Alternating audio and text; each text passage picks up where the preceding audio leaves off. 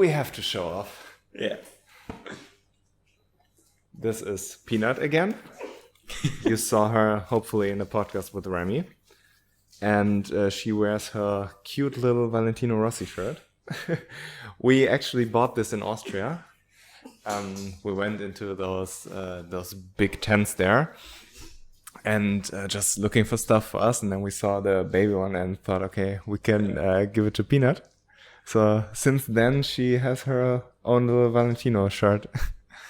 It's not even a special made dog one. It's just a normal kids one. Yeah, it's for babies, and it was super tricky because we couldn't figure out which size to get, so it was just total guessing. I mean, too small would have been okay because the other dog she has a little smaller, so it would fit her. But at the beginning, she hated it because she's not used to wearing anything because of the fur. Usually, she's not cold, so. But yeah, another podcast episode for Peanut. And thank you very much that you invited us over here. Well, thank you for coming out. Yeah, I really enjoy those personal ones because you get to know each other a lot better. I like to do like race reviews, and so we call it the BadMotoGP show. And I do this one with Keelan, and we never met personally because he's from Ireland, I'm from Germany. And it's we thought about maybe going to a race this year together, but it's so different when you never seen each other in real life. And like when you talk a little bit off camera, I always enjoy this much more than just those online things. Yeah, it's understandable. You meet the person instead of the. Well. Yeah. Did you do the podcast with Everything Motor Racing already? Yeah. Friday night. Okay. I had that one. Yeah, Declan is great to talk to. Yeah, I was already on his podcast before, but now he asked me again, episode 84. He say, "Can you come on?" You said you're his most successful podcast episode. Still, yes. Still, it was. I don't know. I was not one of the first, but it was. I think now about a year and 10 days ago. So I was one of his first podcasts. And it's still the one most listened. And every time he tell me, but with the new guest we got coming on, and for sure you won't be the top listener anymore. And then he said that 2 months ago now, and then I spoke to him obviously for the podcast, and then I was like, I'm still a top listen, and he said, yeah. Yeah, I haven't listened to the one yet, but during the season I like to listen to his podcast, and it's a really, really good one. I enjoy it, so everybody could check it out after you finish this one, hopefully. Of course. Not like the YouTube studio service. They always tell you when people are tuning off. Yeah. So maybe this is the point. You see 2 minutes, you say. Yeah. Did you do something special to promote it, or is it just? Well, the episode's not out now. No, the old one where I just put it on my Instagram, and I think it's also because this was I don't know, like the 3rd of January last year, 2022. So this was more or less just after I got the news of the Moto2 seat and stuff like this, and obviously people were like, why? And I think that's why you got more listens, because people were interested in like me and why we made a step like this. And I think obviously because if you watch a normal podcast of a so-called normal rider, there's obviously the basic things to talk about, but then there were big question marks for most people because they didn't know who I was and stuff like this. Yeah. And I think that's maybe why, I don't know. I mean, I hope you have the same effect for this one. Yeah. I guess the best one I had was the first one with Remy last year after he won the Moto2 Championship. And yeah, it's actually the first one I've ever posted. So maybe we will see. But he also has like a year ahead of you, maybe. Yeah, maybe if I ever get the Moto2 title, we'll record another one and then we'll see. Yeah, even if you don't. And it's fun to be in the Netherlands again, because usually whenever I'm here to buy drugs and nothing more. I mean, there are like a few instances where I had like a couple grams of weed in my car going over the border. Yeah, the first time I felt very illegal, and now it's just kind of normal, I guess. I never have been pulled out, but yeah, this brought me to an idea, which is drug testing in MotoGP. So not specifically for weed, but are there any drug testing in MotoGP? Is there any like supplement list on forbidden substances? Yeah, it's substances. Yeah. It's a difficult word. I'm still learning. Now, is there like a list on what you can take, what you can't take, and how are they controlling if you're not juiced up to the grills? Well, you're not allowed to take any drugs. I don't know the exact list, but there's quite a lot of stuff on there, and well, one of them I think is weed. But personally, I've never been drug tested, which I find quite odd because you would expect them to be quite strict because, of course, drugs in our sport can be quite beneficial. As we all know, Ajay Iannone got caught a couple of years ago, and well, he got drug tested. So I thought, oh well, it's not a regular thing. With every couple of races you'll get drug tested if you come into the MotoGP championships, where it's Moto3, Moto2, MotoGP. But this year, not at all. But for example, if I want to take any stuff, so let's say some pills, vitamin pills, or some like protein powder or something like this, I have to check to see what I'm allowed to take and what I'm not allowed to take. You have to scan the product and find out if there's any illegal stuff in there. I've had at the start of the year, I was quite ill between, I think it was Argentina and America, and I was taking this like nose spray to like stop the infection or something. And also if I would have got drug tested there, and well, soon after, so even I think a couple months after, and they would find something like this, because I had some illegal stuff in it, and if it would find it, I was allowed to take it, but I would have to explain with, I don't know, the receipt and stuff like this to show the reason what I was taking it for, etc. Because I was just taking it because I was ill, and I obviously wanted to get better as soon as possible. But if you just have a clear nose, like you're just healthy, and you take it, then it can open your airways more, and you get more air, which can increase your performance. Honestly, that was not the reason I was taking it, because I was ill. But even stuff like this, you can get caught on, and if you take it for illegal reasons, which obviously I wasn't, but if you take it for illegal reasons and you get drug tested, then you can get caught out. But I haven't been drug tested so far. So yeah, I mean, it costs a lot of money to drug test people, and I assume that is Dorna doing it by themselves, or how do they have a different anti-doping organization? I have no clue, if I'm honest. Okay. Yeah, but no gas station dick pills for you then. Have you heard the John Jones thing? No. John Jones, do you know who he is? He's a UFC fighter, and he's widely regarded as the best of all time because he never really lost. He has one loss, which was kind of a bullshit loss because he got disqualified, because in MMA you can't do a 12-6 elbow. This is illegal. As soon as you shift it a little bit, this would be legal.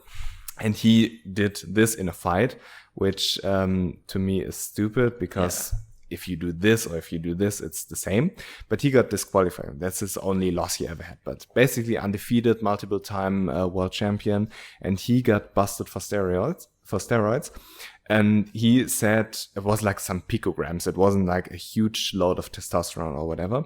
But he said he took like a dick pill from the gas station, like Viagra or something, but it was tainted. It came from China, so it had something in there. This is like his official version. Yeah. Obviously, you don't know what really happened, but those tainted supplements in MMA is like a huge problem. And the UFC, they have USADA, which is like the US anti-doping agency, I believe, and they pay a shitload of money for them to drug test the athletes. And I could understand why they are probably just drug testing like Marc Marquez here and there or Fabio, but not everybody down the grid, you know? Yeah, but I would expect at least one time a year.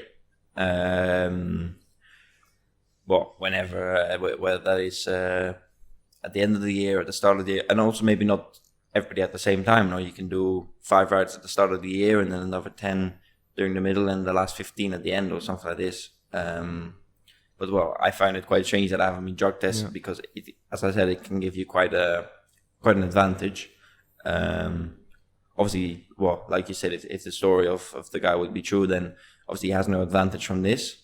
But well, I wouldn't say anybody on the grid is taking it now, like Moto3, Moto2, MotoGP. But obviously there is a chance, and it doesn't have to be steroids to be big, weigh 200 kilos and so many muscles. But it can give you a advantage whether it comes to physical or whatever. But well, as far as you say, maybe I think MotoGP, like the top guys, will get tested more often than we do. But yeah, as far as I know, Moto3 and Moto2, never. What kind of benefits would you say would somebody who takes a certain steroid have? Well, obviously you can get more muscle, but I wouldn't say this is very necessary. Averagely speaking, maybe if you are like Dani Pedrosa and you're 1.50 m and you weigh 50 kilos, and okay, you can use some. Obviously he didn't, but if you're a so-called normal guy, like I don't see why anybody would need it for that. But you can use it for, I don't know, like just your strength is in like at the end of the race that you get less tired and stuff like this. I reckon some sort of drug would help against this. So I'm not an expert when it comes to drugs, but I reckon something like that could help. But yeah, I'm not sure. If you get drug tested after this, I'm sorry. Yeah. Well, I'm 99.9% sure it's negative, unless I went to I don't know, Thailand, and they put some drugs in my food. But as far as I know, I mean, you always have those tainted supplements when you buy like some protein powder, and they mix some steroids in the same institution where they mix the protein powder, that you get some picograms. But at the end of the day, I believe if you get drug tested and there is all those picograms shit, that there's something up. Yeah. But usually this doesn't happen, especially if you have EU standards with supplements and you are not stupid with it. And I could also imagine that somebody could take something to enhance their concentration, or maybe like asthma sprays to get more air, as you said, with your nose spray. There was one UFC fighter, actually, Greg Hardy, who took some asthma spray during the fight, between the rounds, and he asked the commission beforehand, am I allowed to take this? They said yes. And afterwards, it was like, okay, he's cheating. And officially he was cheating because he wasn't supposed to do this, but they told him he is allowed to. So it was pretty fucked up. But yeah, I could assume that something like this would work. But also the weight thing is a very interesting thing because you're a tall rider. Yeah. And Alex Milan, we met him at Rocco's, and he talked a little bit about his diet when he used to race Rookies Cup. You raced together in Rookies Cup, right? Yeah. And he was like, you basically have to keep your weight down all the time. It's more about keeping your weight down than actual training or actual diet. So I could assume that if somebody could take something which helps them to bring their weight down, like bodybuilders do with DECA, that they have less fat and maintain their muscle, this could be beneficial, I would assume.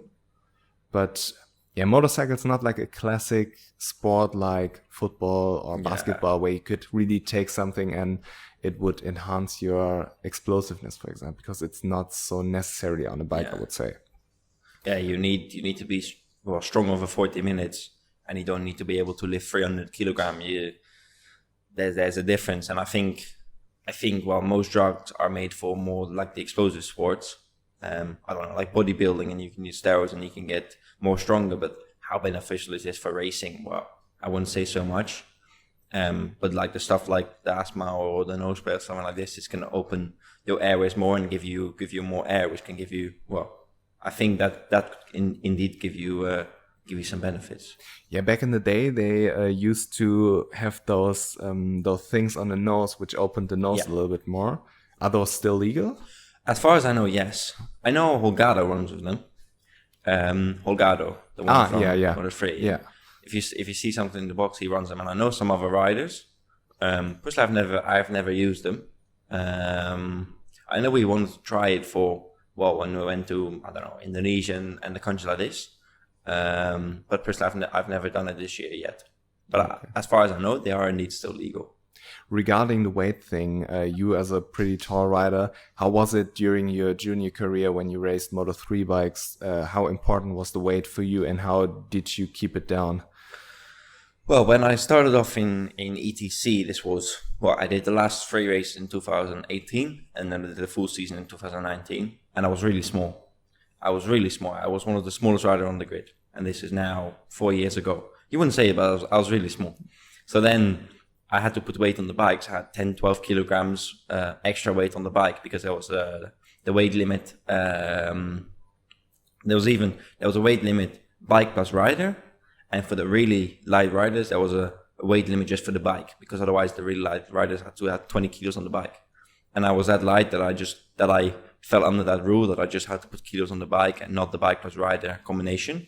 So I was really small, really light, but then obviously during the years that quite changed, because now I'm quite tall. Like in ETC, especially in 2019, this was the opposite, but then in 2020 I already started growing quite a lot. And then obviously in 2020 I finished second in the championship there, behind David Alonso, who was quite small.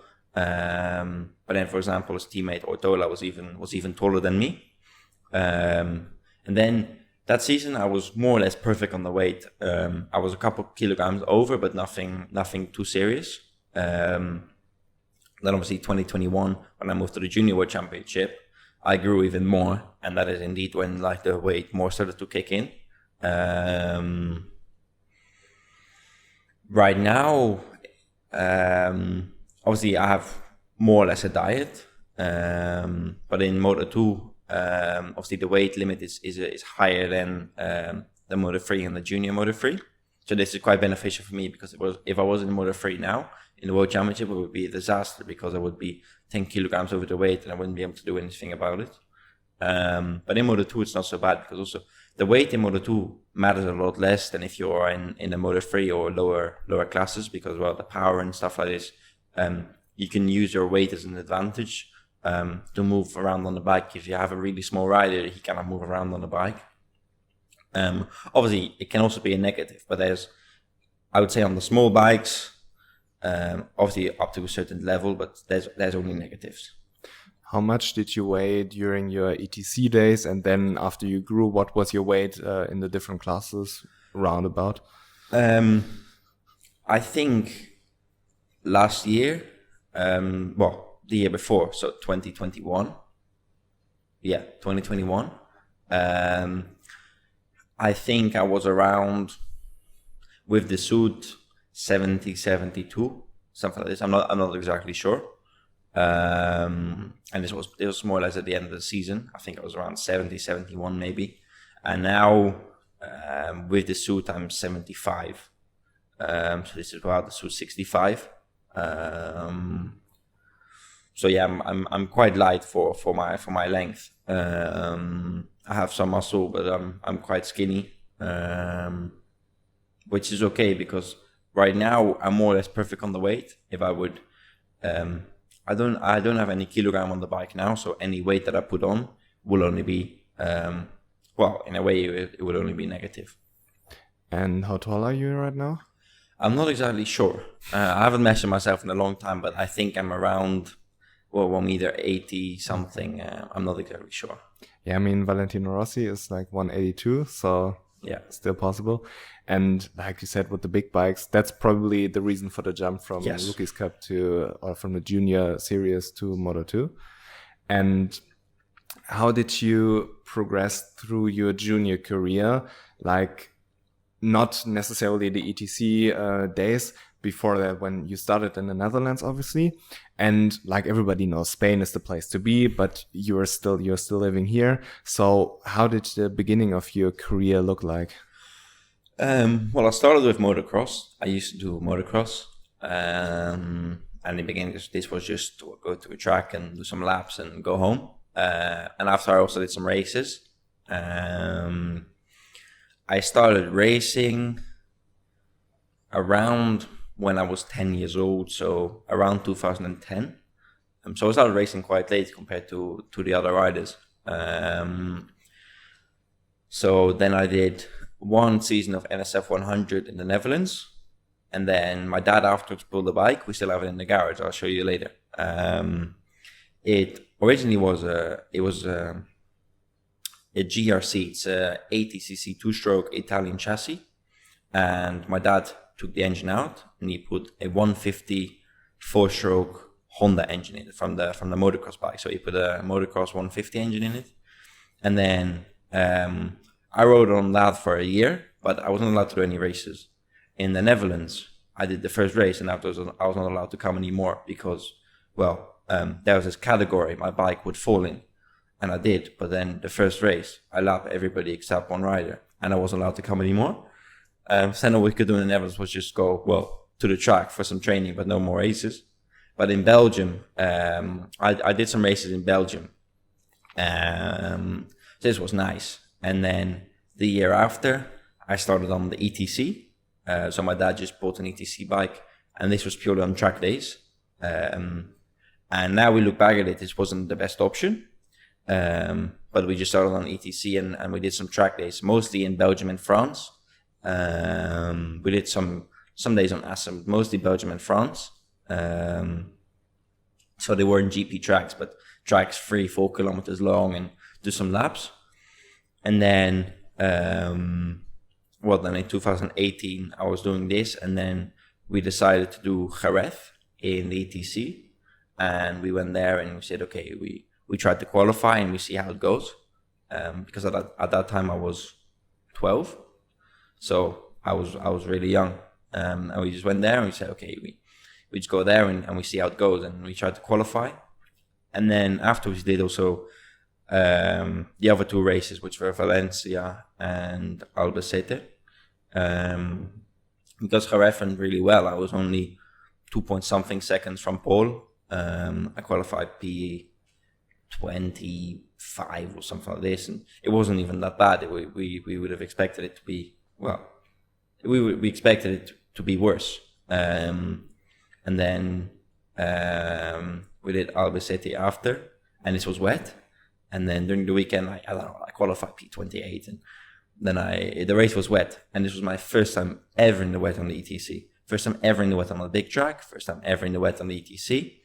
And they opened the pit lane for 10 minutes. If there's been no wet practice session, they open the pit lane for 10 minutes before the race instead of 5. So I did like 4 laps before the race started. And these were my first ever laps in the proper rain. And I saw the race and inside, outside. And at some point I was like P10. I was inside the top 10. And then at some point I crashed. But this was really fun because it was my first time ever in the wet on this bike, and it went so well.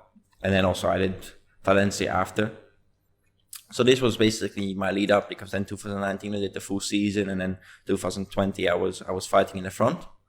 As I said, it wasn't the best option to immediately start on the ETC. Now we look back at it, because at the time we didn't go to Spain at all yet. And now obviously we know the championships, but also back then my dad didn't know, because obviously when he was racing, those championships don't exist. But like the champs like Moto2, Kuna, something like this, we didn't know existed. And now we look back at it, we would have wanted to go somewhere there first for 1 year and then step onto the ETC to the big tracks, because it's a perfect step up class. But we just simply didn't know this championship or these championships existed. But after all, it didn't plan out so bad. Yeah, I mean, you're still in the World Championship, and I guess the wet riding runs a bit in the family. Yeah, your dad was good in the wet. There was like a race in 2006 in China, where he qualified towards the back of the grid, but he ended up finishing in 6th place, I believe, as a replacement rider, which is pretty good. And yeah, apparently you got the wet racing gene as well. It seems. It seems. And did you have the feeling, the big one is obviously Thailand, where the world nearly ended for you, or for every Moto2 rider, and they eventually red flagged the session, but I can't remember how your race went. I'm sorry. but did this help you kind of, or did you perform good in the rain there? Well, the first practice session in the wet on the Moto2 was in Portimão, the FP1, and then I finished P1. This is the only session in the whole season that I topped. So this was quite funny. Thailand was a disaster. I was actually battling with Pedro. It was me and Pedro. I don't know, I think in the end I finished P17. I was in front of him, but then he crossed the line before me the lap before, so I finished, I think, one position behind him. But this race was a disaster for me. I was in the group for like P8, and then I started spinning up on the straight, like 4, 5, 6 gear, and I didn't see anything. I couldn't see a thing. So I just went really slow because I was too scared. Well, I wouldn't say scared, but I say if I crash now and I'm in front of this group and I crash on the straight, somebody hit me and it can be over, you know. Obviously, maybe you walk away, but it was impossible to ride.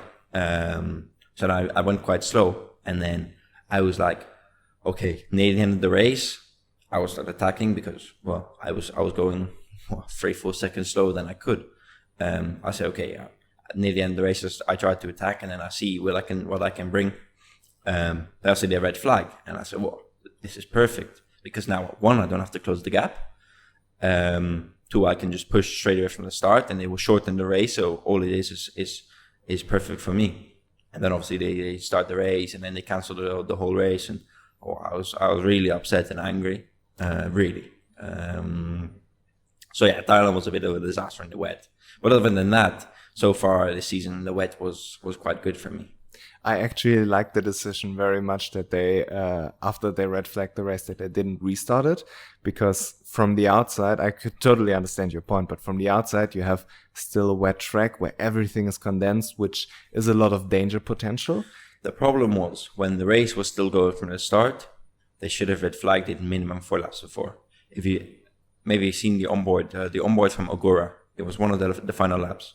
He's on the straight, near braking for turn 1, and the whole bike starts spinning up just in the middle of a straight line.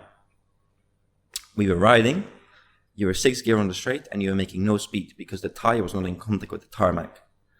So you had aquaplaning the whole time, basically. The whole time, basically. On the straight. And when you have aquaplaning, everybody who has it on a car knows what it's like, and on a bike it's like 1,000 times We worse. didn't see anything because there was so much spray from the guy in front. If you're in P1, you see everything. If you're in P2, it's already quite less. And then I reckon P3 was already a disaster. There was so much spray. You couldn't see a thing.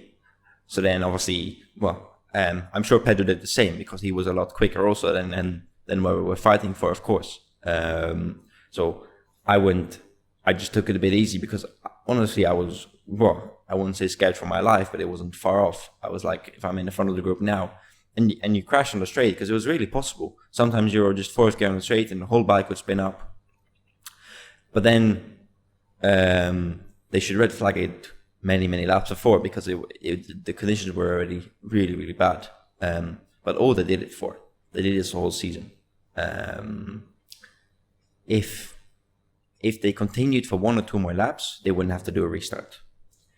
And then, because obviously now they actually needed to do a restart, but I think in the end they didn't, and maybe got half the points. Yeah. But if they do 1 or 2 more laps, they wouldn't have to do a restart. They would finish the race, they would red flag the race, but they could class it as a finished race and it would be fine.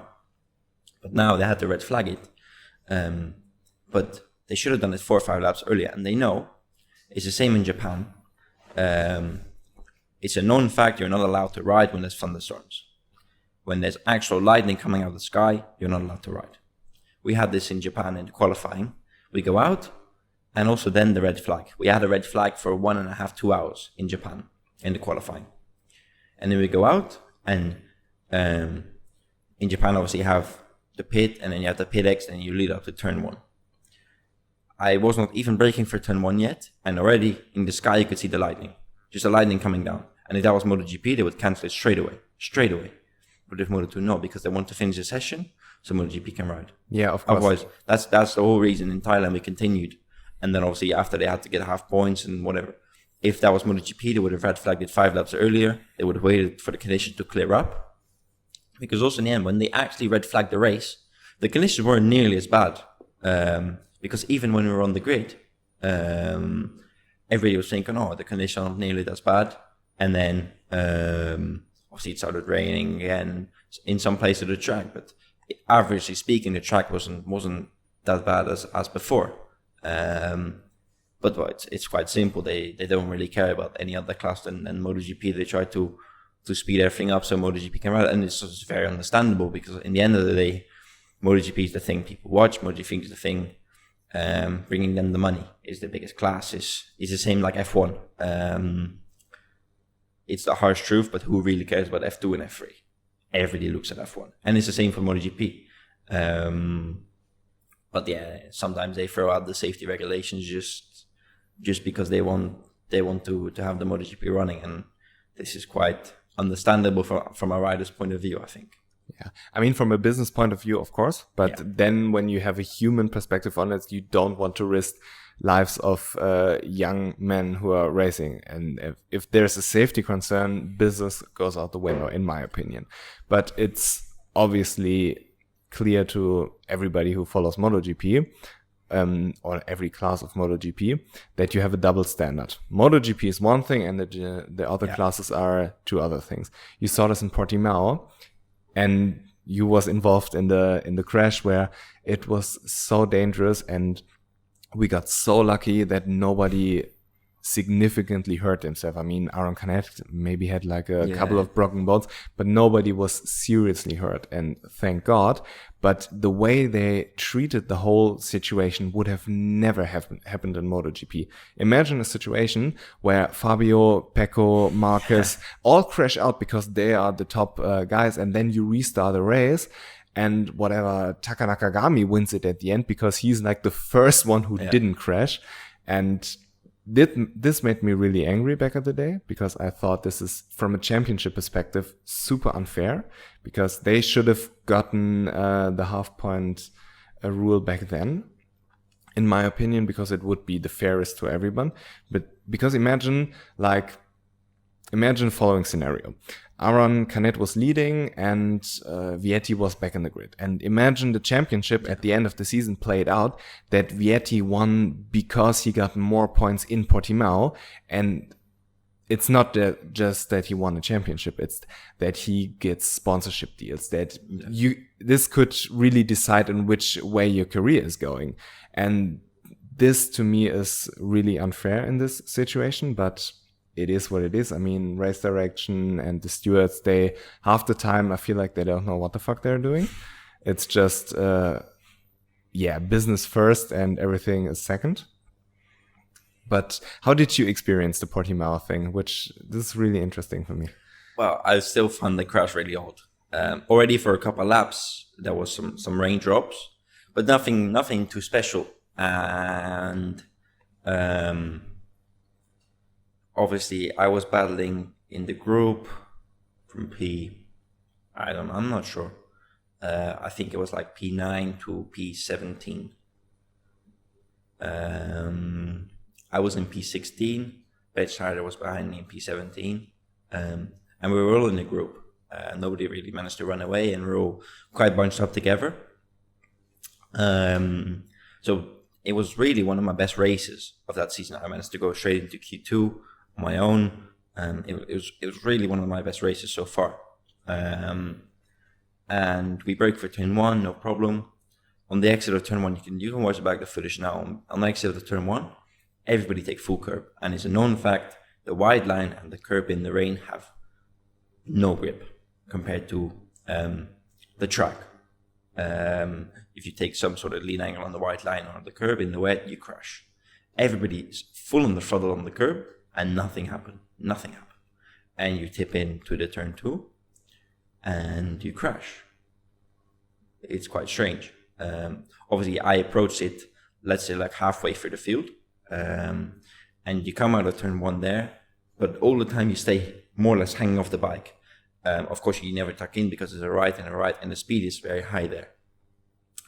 There were all the riders in front of me. So let's say I was just on the exit, but in front of me, all the riders were like at the apex. So I didn't see what was happening in the gravel, let's say.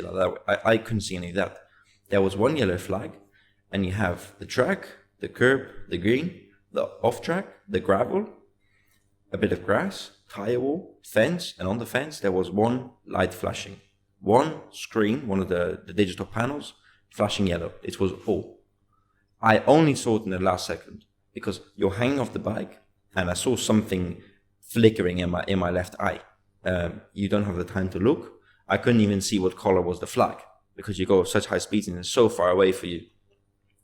And then I tip in, and at that point I didn't even really see what was happening in front of me. Obviously, we all slowed down a little bit because, well, you were noticing something was going on. You saw a light, and always if you see the light, well, it was quite clear it was yellow, no?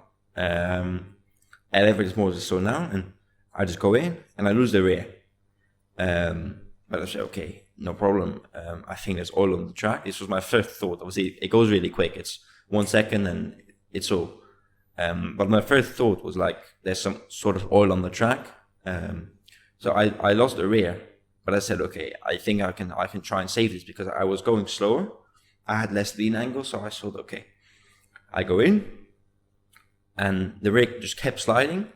And always, if you watch back any of my crashes, I let go of the bike, whether that's a front end tuck, I high side, always let go of the bike. And in Portimão, as soon as I crash, so my bike is on the floor, my knee is touching the ground, I'm still holding on with my hands to the handlebar because I was really thinking, oh, I can save, because I didn't know in the end. Well, they say it was the rain. I still thought I could save it, and obviously then I crashed. And obviously next to me was the big fire, because, well, I know it was Corsi's bike slamming into another guy's bike. I cannot remember who, but if you imagine if I crashed and either I was facing away from the track so I wouldn't see the bike coming, and let's say I was laying in the place of the other bike, so that was 1.5 meters maybe.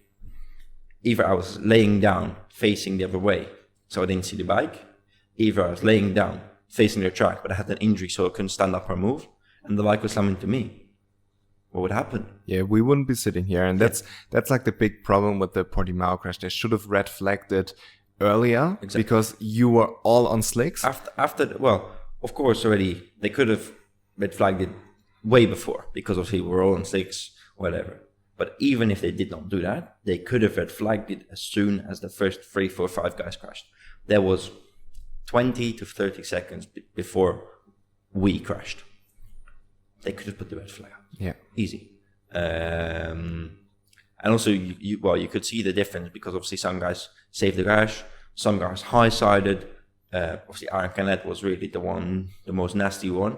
I think it was Pedro. He completely slid out, so he just went in and the rear completely slid out. So everybody went different directions because everybody had different crashes. But if you have 11 riders, there's always 2 riders or 3 riders with a similar crash, because let's say there's 3 ways to crash, because in that corner I think nobody tugged the front because the power is on the rear wheel. You're not going to lose the front. So it was either you high side but you stay half on the bike and you more or less go straight on, so like more or less like what Canet happened, or you immediately lose the rear. And if you have, I think in the end 11 riders crashed and you have 3 basic ways to crash, then it's quite obvious more or less some riders will end up in the same place. And then obviously then the scary part is where's the rider, where's the bike, and where's the coming bike and the coming rider, and what's going to happen. Yeah. And in the end, obviously everything worked out well. Nobody, obviously I think Canetti broke the wrist, but already in Jerez he was back, and nobody in the end had bad injuries, but it could have really turned out a lot worse. Yeah. And I mean, there's this amazing photograph. I don't know who took it, but it's you running away from Corsi's bike, I believe. And there's just flames like 3 meters tall, it looks like. Yeah, it's a German photographer. You must have shit your leather suits seeing this fireball, right? Well, I crashed and I stood up and I had no clue what happened at this point. I was looking around and I have no clue. And I see the bike approaching. And also, if you see the video back, I haven't seen the video from the MotoGP cameras in a long time. But if you would see the video back, you would you see the bike coming, and you see me just standing there. I was just looking at the bike coming, and those seconds I don't really remember, because right now if I look back, you would say, oh, he woke off. But maybe I didn't expect the bike to hit the other bike. Maybe I did. And I didn't expect the fireball. This was the last thing I imagined. Normally if the other bike hit the other bike, it would be no problem. Well, no problem. The bike could be destroyed, but not the big fireball. But I was like flabbergasted standing there, and I was like in shock, you could say. And obviously the bike hit the other bike, and there was this big fireball. And then obviously I ran away because, well, there's two pictures. You see one running me away, and then there's one before that where you can see me like, my legs are still in the same place. You see my upper body like this, because I felt the heat. Like this happened in half a second, but obviously there was immediately a big fire and immediately a lot of heat. And you see my upper body moving like this, because immediately I felt the heat. And then obviously after, immediately the human reaction is go away from the danger. And in this case, that was a fire. And then after that, you really realize what happened. So you realize the fire, but you see 11 bikes, you see fairing there, you see front end of a bike there, you see half of a chassis there, and you see all the riders. Then above that, it was cloudy, so it looked like it was war. It looked like you were in the Third World War. No, it was really scary.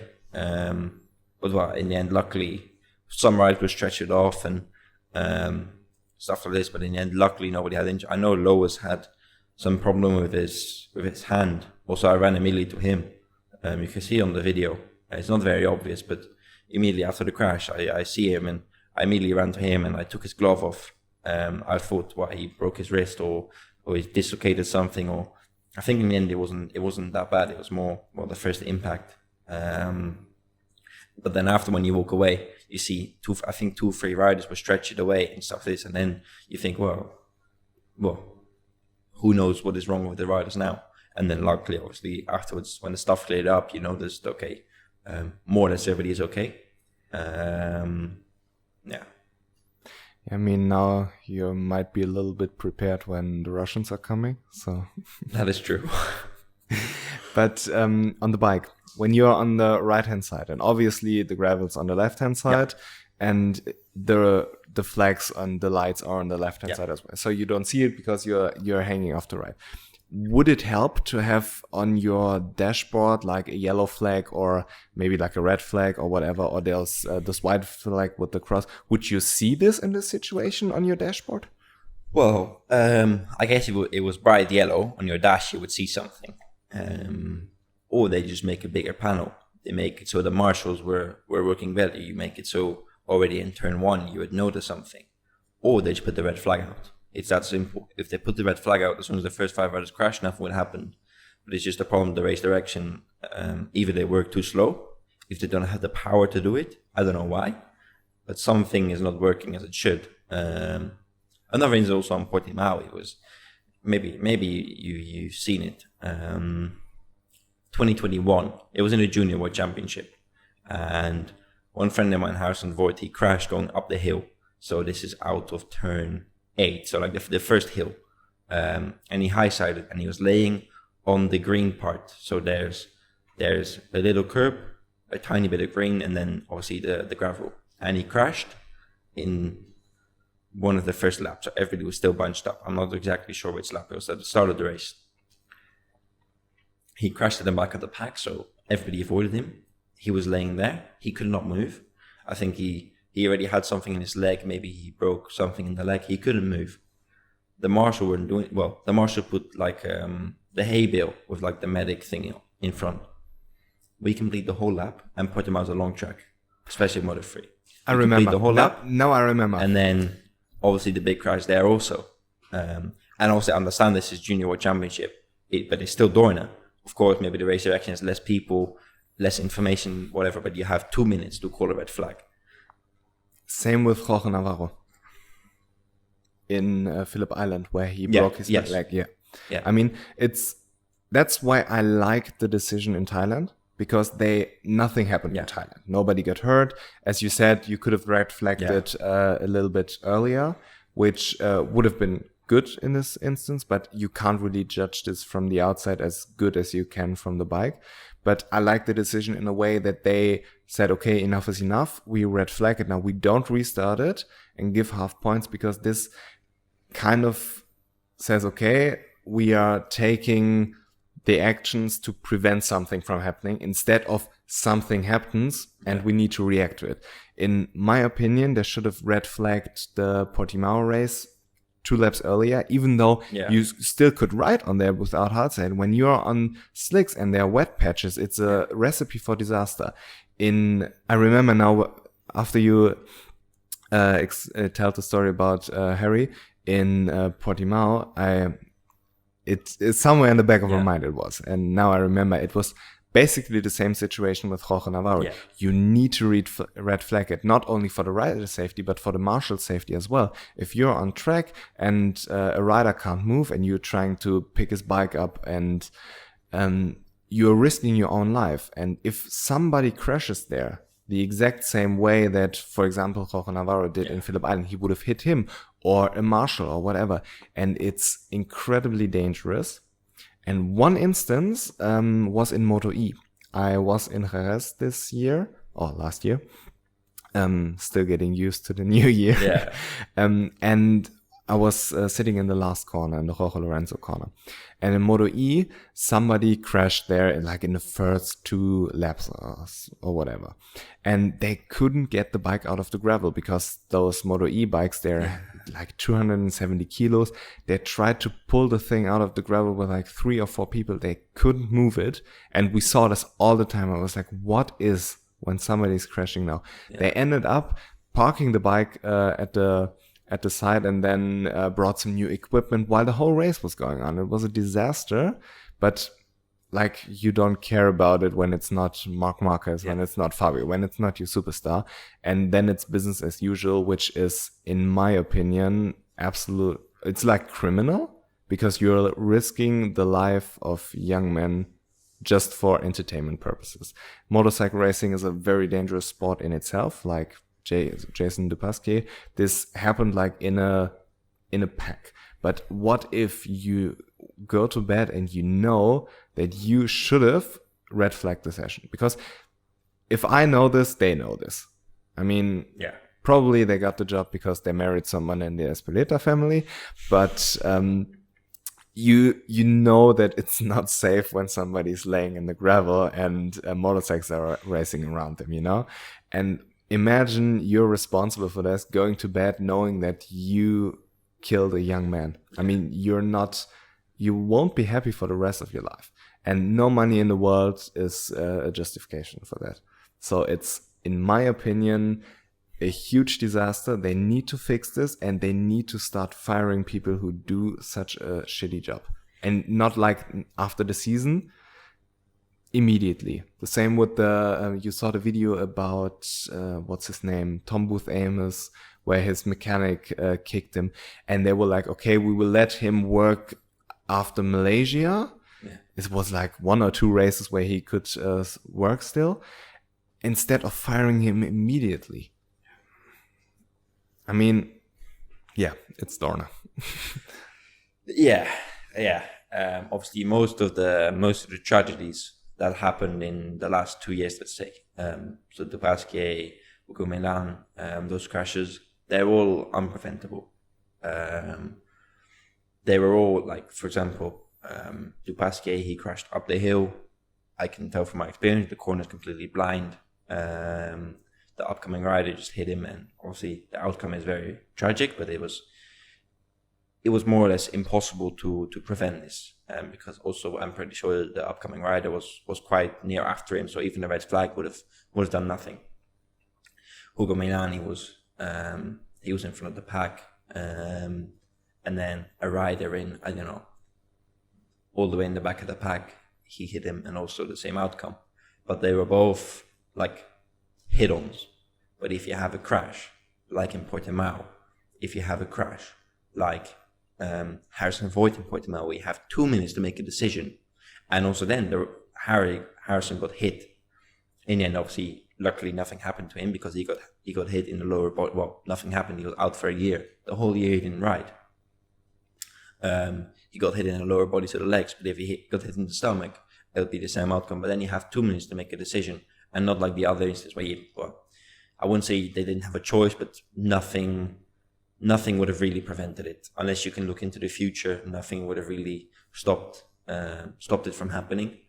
But also, like you say, what if Navarro and somebody come out of the corner and he gets a speed wobble or a high sides, and the bike come and boom, And also, I saw a picture from Navarro, and on the picture it showed like the whole leg was red, like the suit was red, and I was like, because I wasn't there, I was already back home at that time, and I saw the picture where the leg was red, and I was like, yeah, come on.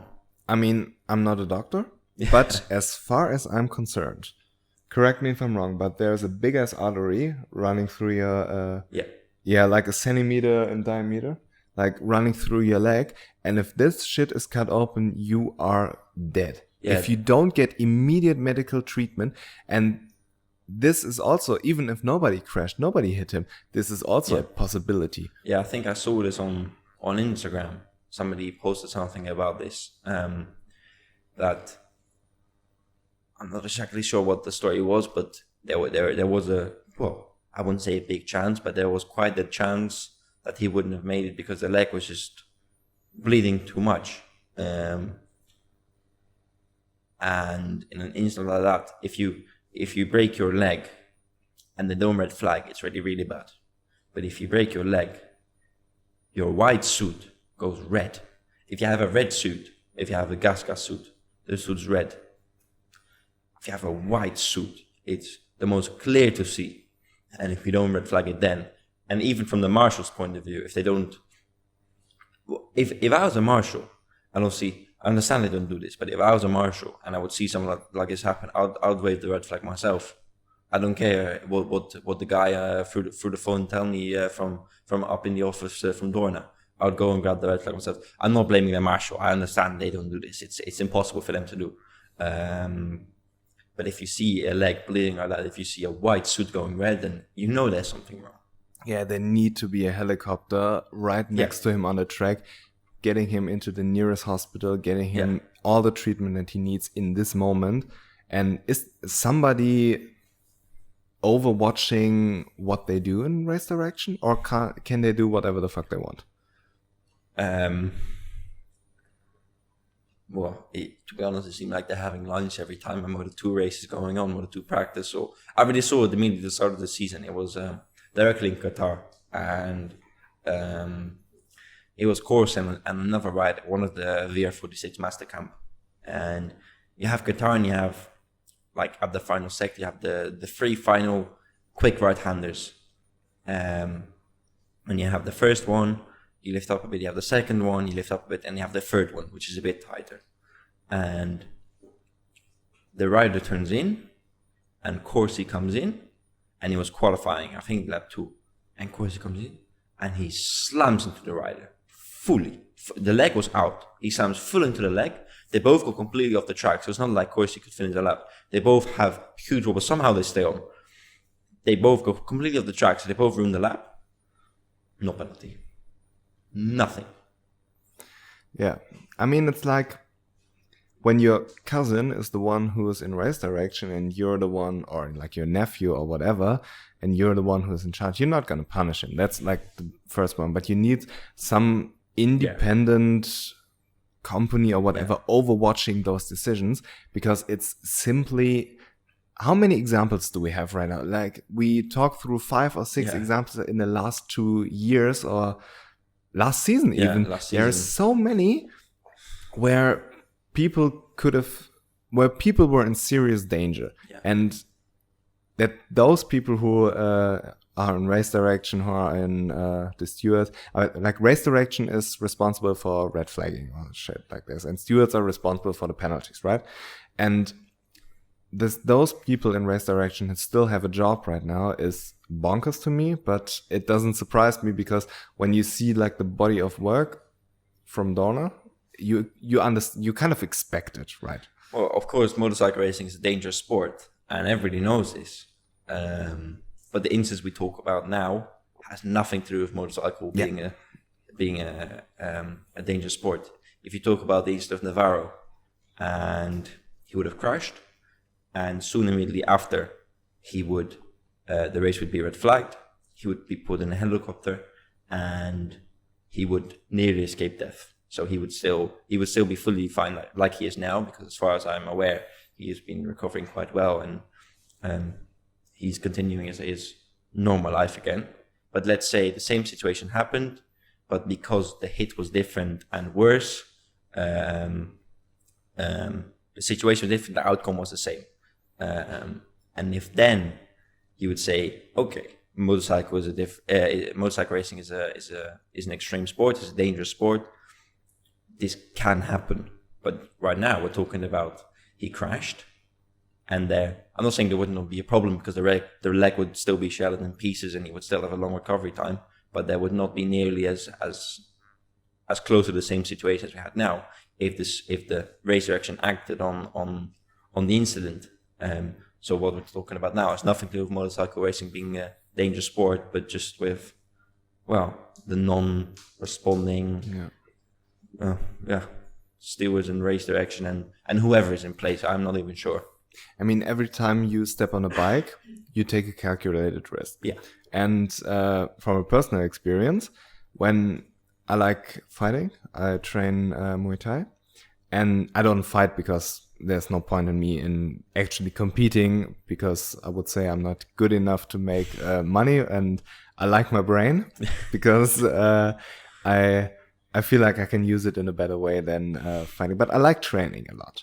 But when you train, I had concussions, I had injuries, this is a calculated risk. I don't blame anybody. But if there's a situation where you're like knocked out and somebody's hammering on you and nobody, that's the problem. And this is like of a metaphor which kind of works. Or when for your girlfriend, she's riding horses, right?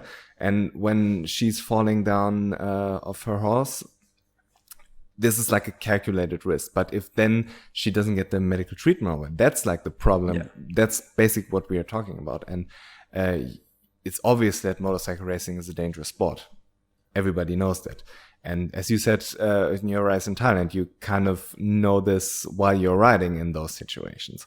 But whenever you're in a situation where it is preventable by outside forces, because when you're in a race, you wouldn't stop because Jorge Navarro is laying on track. Your job is to finish the race. Even if you wanted to, you wouldn't, because you would say, as you say, it's not your job to do that. It's not your job to give him the treatment he needs, because you cannot, and you cannot help him. Like, if you were in a practice session and it was free practice and he'll be laying there, then the riders would act very different than they do in a race. In a race, you have no choice but to keep going. Let's say it's like motocross. Motocross is a bit more easy to stop on the track. If you're doing a motocross race, MXGP, and somebody crash and is laying on the track, the riders would keep going. They have no choice. But if it would be free practice, they would put the bike against the berm, and they have the chance to go help the rider. But in a race, it's not your job to do this. In a practice, it's neither. But in a race, it's not your job to do this, and the riders have no choice other than keeping going. I think even you would get penalized if you would go and give him, if you'd go and stop and help him, I think. Yeah. Funny story, as you said, this was motorcycle racing. Last year, when we went to Barcelona to do the podcast with Remy, he invited us to go to Rocker's Ranch with him and watch him a little bit training. And it was super fun. And we were standing on the side of the track, and a little kid crashed. Nothing happened, but he didn't know how to restart his bike. He wasn't that experienced, and everybody was riding by. And Remy then came by, and he stopped, restarted the bike for the little kid, said, "Hey, here you go." Then went back to his bike and continued. Yeah, so exactly. It's like this is the things you don't see on camera, but in this situation, he really impressed me because everybody was going by. It's not like he was the first rider. Everybody was going.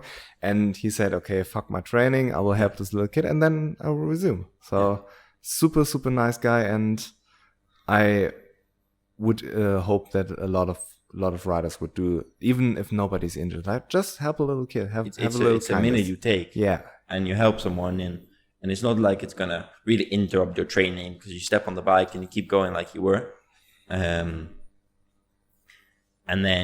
But I think the same could be said if that was a race, and obviously the little kid wouldn't be in the same race as him. But if that was a race, he wouldn't stop. And that's not to talk bad about Remy, of course. No. But it's a natural thing in a race. You don't have the possibility to stop. But yeah, because it's not your job in this situation. Exactly. Race direction has their job, and it's their job to enforce it. So it's not the rider has one job, and that is going the fastest on the track and to win the race. Obviously, depends on the rider, but is your goal to go the faster on the track and to win the race. And the race direction is a job to bring safety and to bring penalties and to do this and that. And so you're saying if your name is Enea Bastianini and you're riding in Malaysia, your job is not to win the race?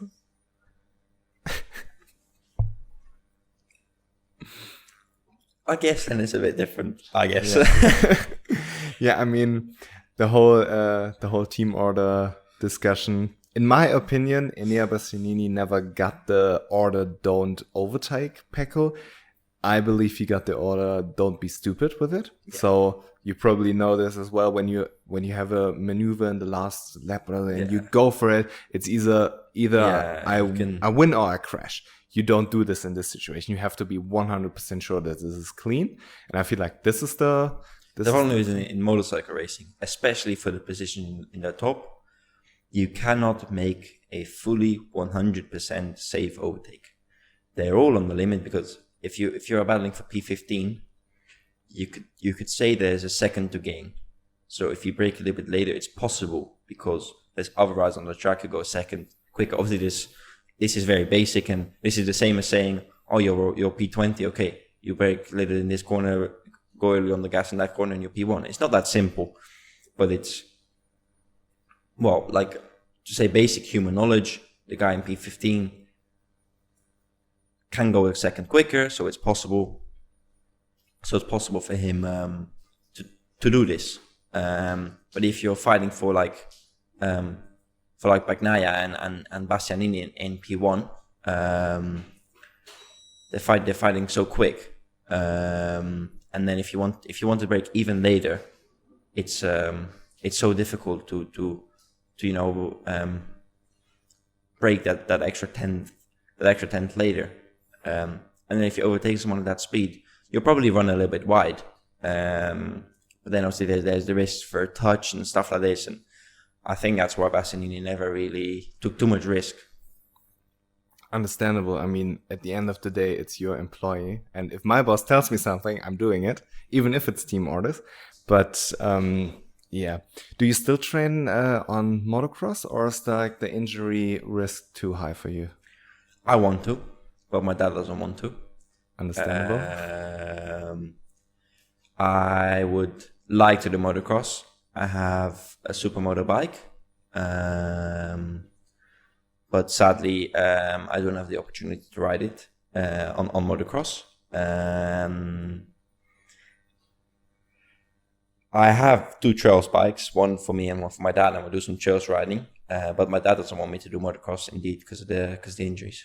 Yeah, I mean, Pedro broke his leg. That's like the big one. Remy broke his wrist on motorcycle day. Remy said, I'm not riding a motocross anymore. Yeah. Pedro apparently the same. So it's totally understandable because I get the benefit of motocross riding in itself, but you get, I feel like, the same benefits on flat track without the jumps. And Remy broke his wrist when he was jumping. He didn't even crash, but when he came down on the handlebar, he broke his wrist. So I understand everybody who says it's too much of a risk for me. Yeah, well, like I said, I really like the motocross. I haven't done it in a couple of years, but I'm sure I would still really enjoy doing it. But indeed, due to the injury risk, it's just not possible. Yeah, it is what it is. What is your training routine right now? Well, at the moment I'm still in the Netherlands, and I haven't ridden a racing bike since Valencia. So at the time of recording this podcast, it's already more than 2 months since I touched a racing bike. Only I did like 3 days of trails riding, but it's nowhere near, of course, from what you need to do on a racing bike. So right now for me, it's a lot of physical training. So that is cycling, going to the gym, weightlifting, but also just like other physical coordination stuff and just things to improve your strength on. But soon I'm going to Spain for 2 months, and then still I will be training in the gym and cycling and stuff like this. But there will be more bike training involved, because finally then we get the chance to ride again a bike. I already have 3 days planned, the 12th, 13th, 14th, and this will be my first days again back on the bike. And then for 2 months, I'll spend some days training on the bike before the preseason starts on the Moto2. What's a normal day for you, like when, let's say in June or whatever, when you're in the season and like Mugello was a week ago, and then another week from now you go to Catalonia, whatever. And what's a normal day for you like? Normally I have my training in the morning. So let's say around 10 o'clock, depends a bit on the day. One day I have it 9:30, one day I have it 10 o'clock. And so I would wake up 8:30, depending on the time of the training, of course, and get ready, have some breakfast, go training. And then I still go to school. I don't go to school, but I'm not homeschooled. I'm still meant to go to school, but my school just basically said to me, okay, you can do your stuff from home, because for me it's impossible to go to school. I started with this now 2-3 years ago. If I would go to school now and I would be gone for 2 weeks and I'd come back to school, there'd be no point for me, because they're working on a totally different subject than what I left on. So then we said, okay, don't go to school anymore, but that means I do everything from home, because I'm not following a separate homeschool program and stuff like this. I do the normal stuff to do in normal school. I do it on my own speed, in my own time. So sometimes this is obviously a bit more difficult, because you don't have a teacher teaching you and stuff like this. But well, I've gotten quite used to it now. I've done 3 exams. I've got 3 more to do, because I split my final year into 2 years. So I've got like all these final exams, and I already did 3, and I've got 3 more to do now. Although I doubt I can finish them all this year, because simply it's really difficult with the lack of time at the moment to get it done. But yeah,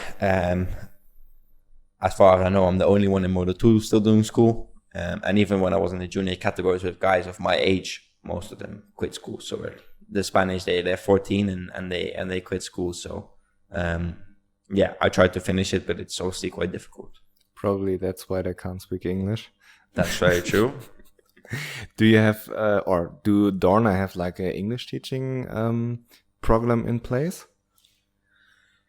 Well, I already know from my junior categories, of course, when you go to like Rookies Cup and stuff like this, most Spanish don't speak any English. Some speak very few English, which obviously you could say it's a bad thing, because in the end of the day, it's quite important as a professional sportsman, whether that's MotoGP or another sport. It's quite important to speak good English. But like in China, like the Rookies Cup, they always said, okay, you have to speak not good English, but you have to be able to communicate in English. But then the whole crew is Spanish, and they talk in Spanish. So I think it's more or less the same in the World Championship now. Half of the teams are Spanish, and the mechanics are Spanish, so you don't really need to learn any English. Obviously for the interviews and stuff you do, but there's just some riders who, I don't know, don't care. They're too stupid to learn it, because there's a lot of stupid riders.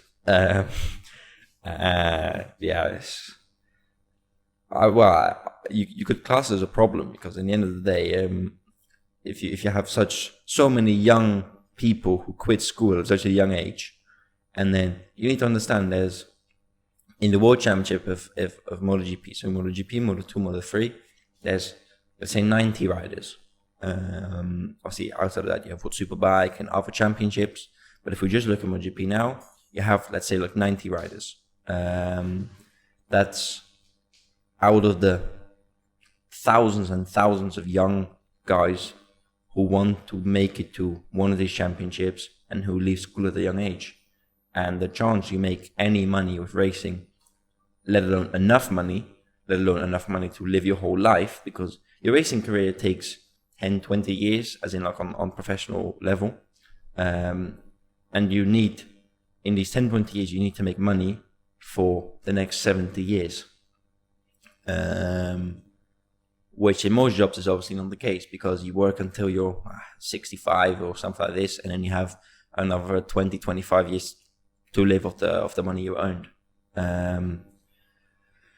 So yeah, I think it's quite a problem sometimes that so many young people quit school at such a young age, because most of them don't make it. But yeah, it's, in the end of the day, it's a personal choice, I guess. Yeah, but school isn't this point important, that it, for example, people often say you don't need math later on, you don't need algebra or whatever, but it teaches you a way to solve problems logically. That doesn't mean you have to solve an equation for whatever reason in your life, but you need to have the skill to solve problems logically.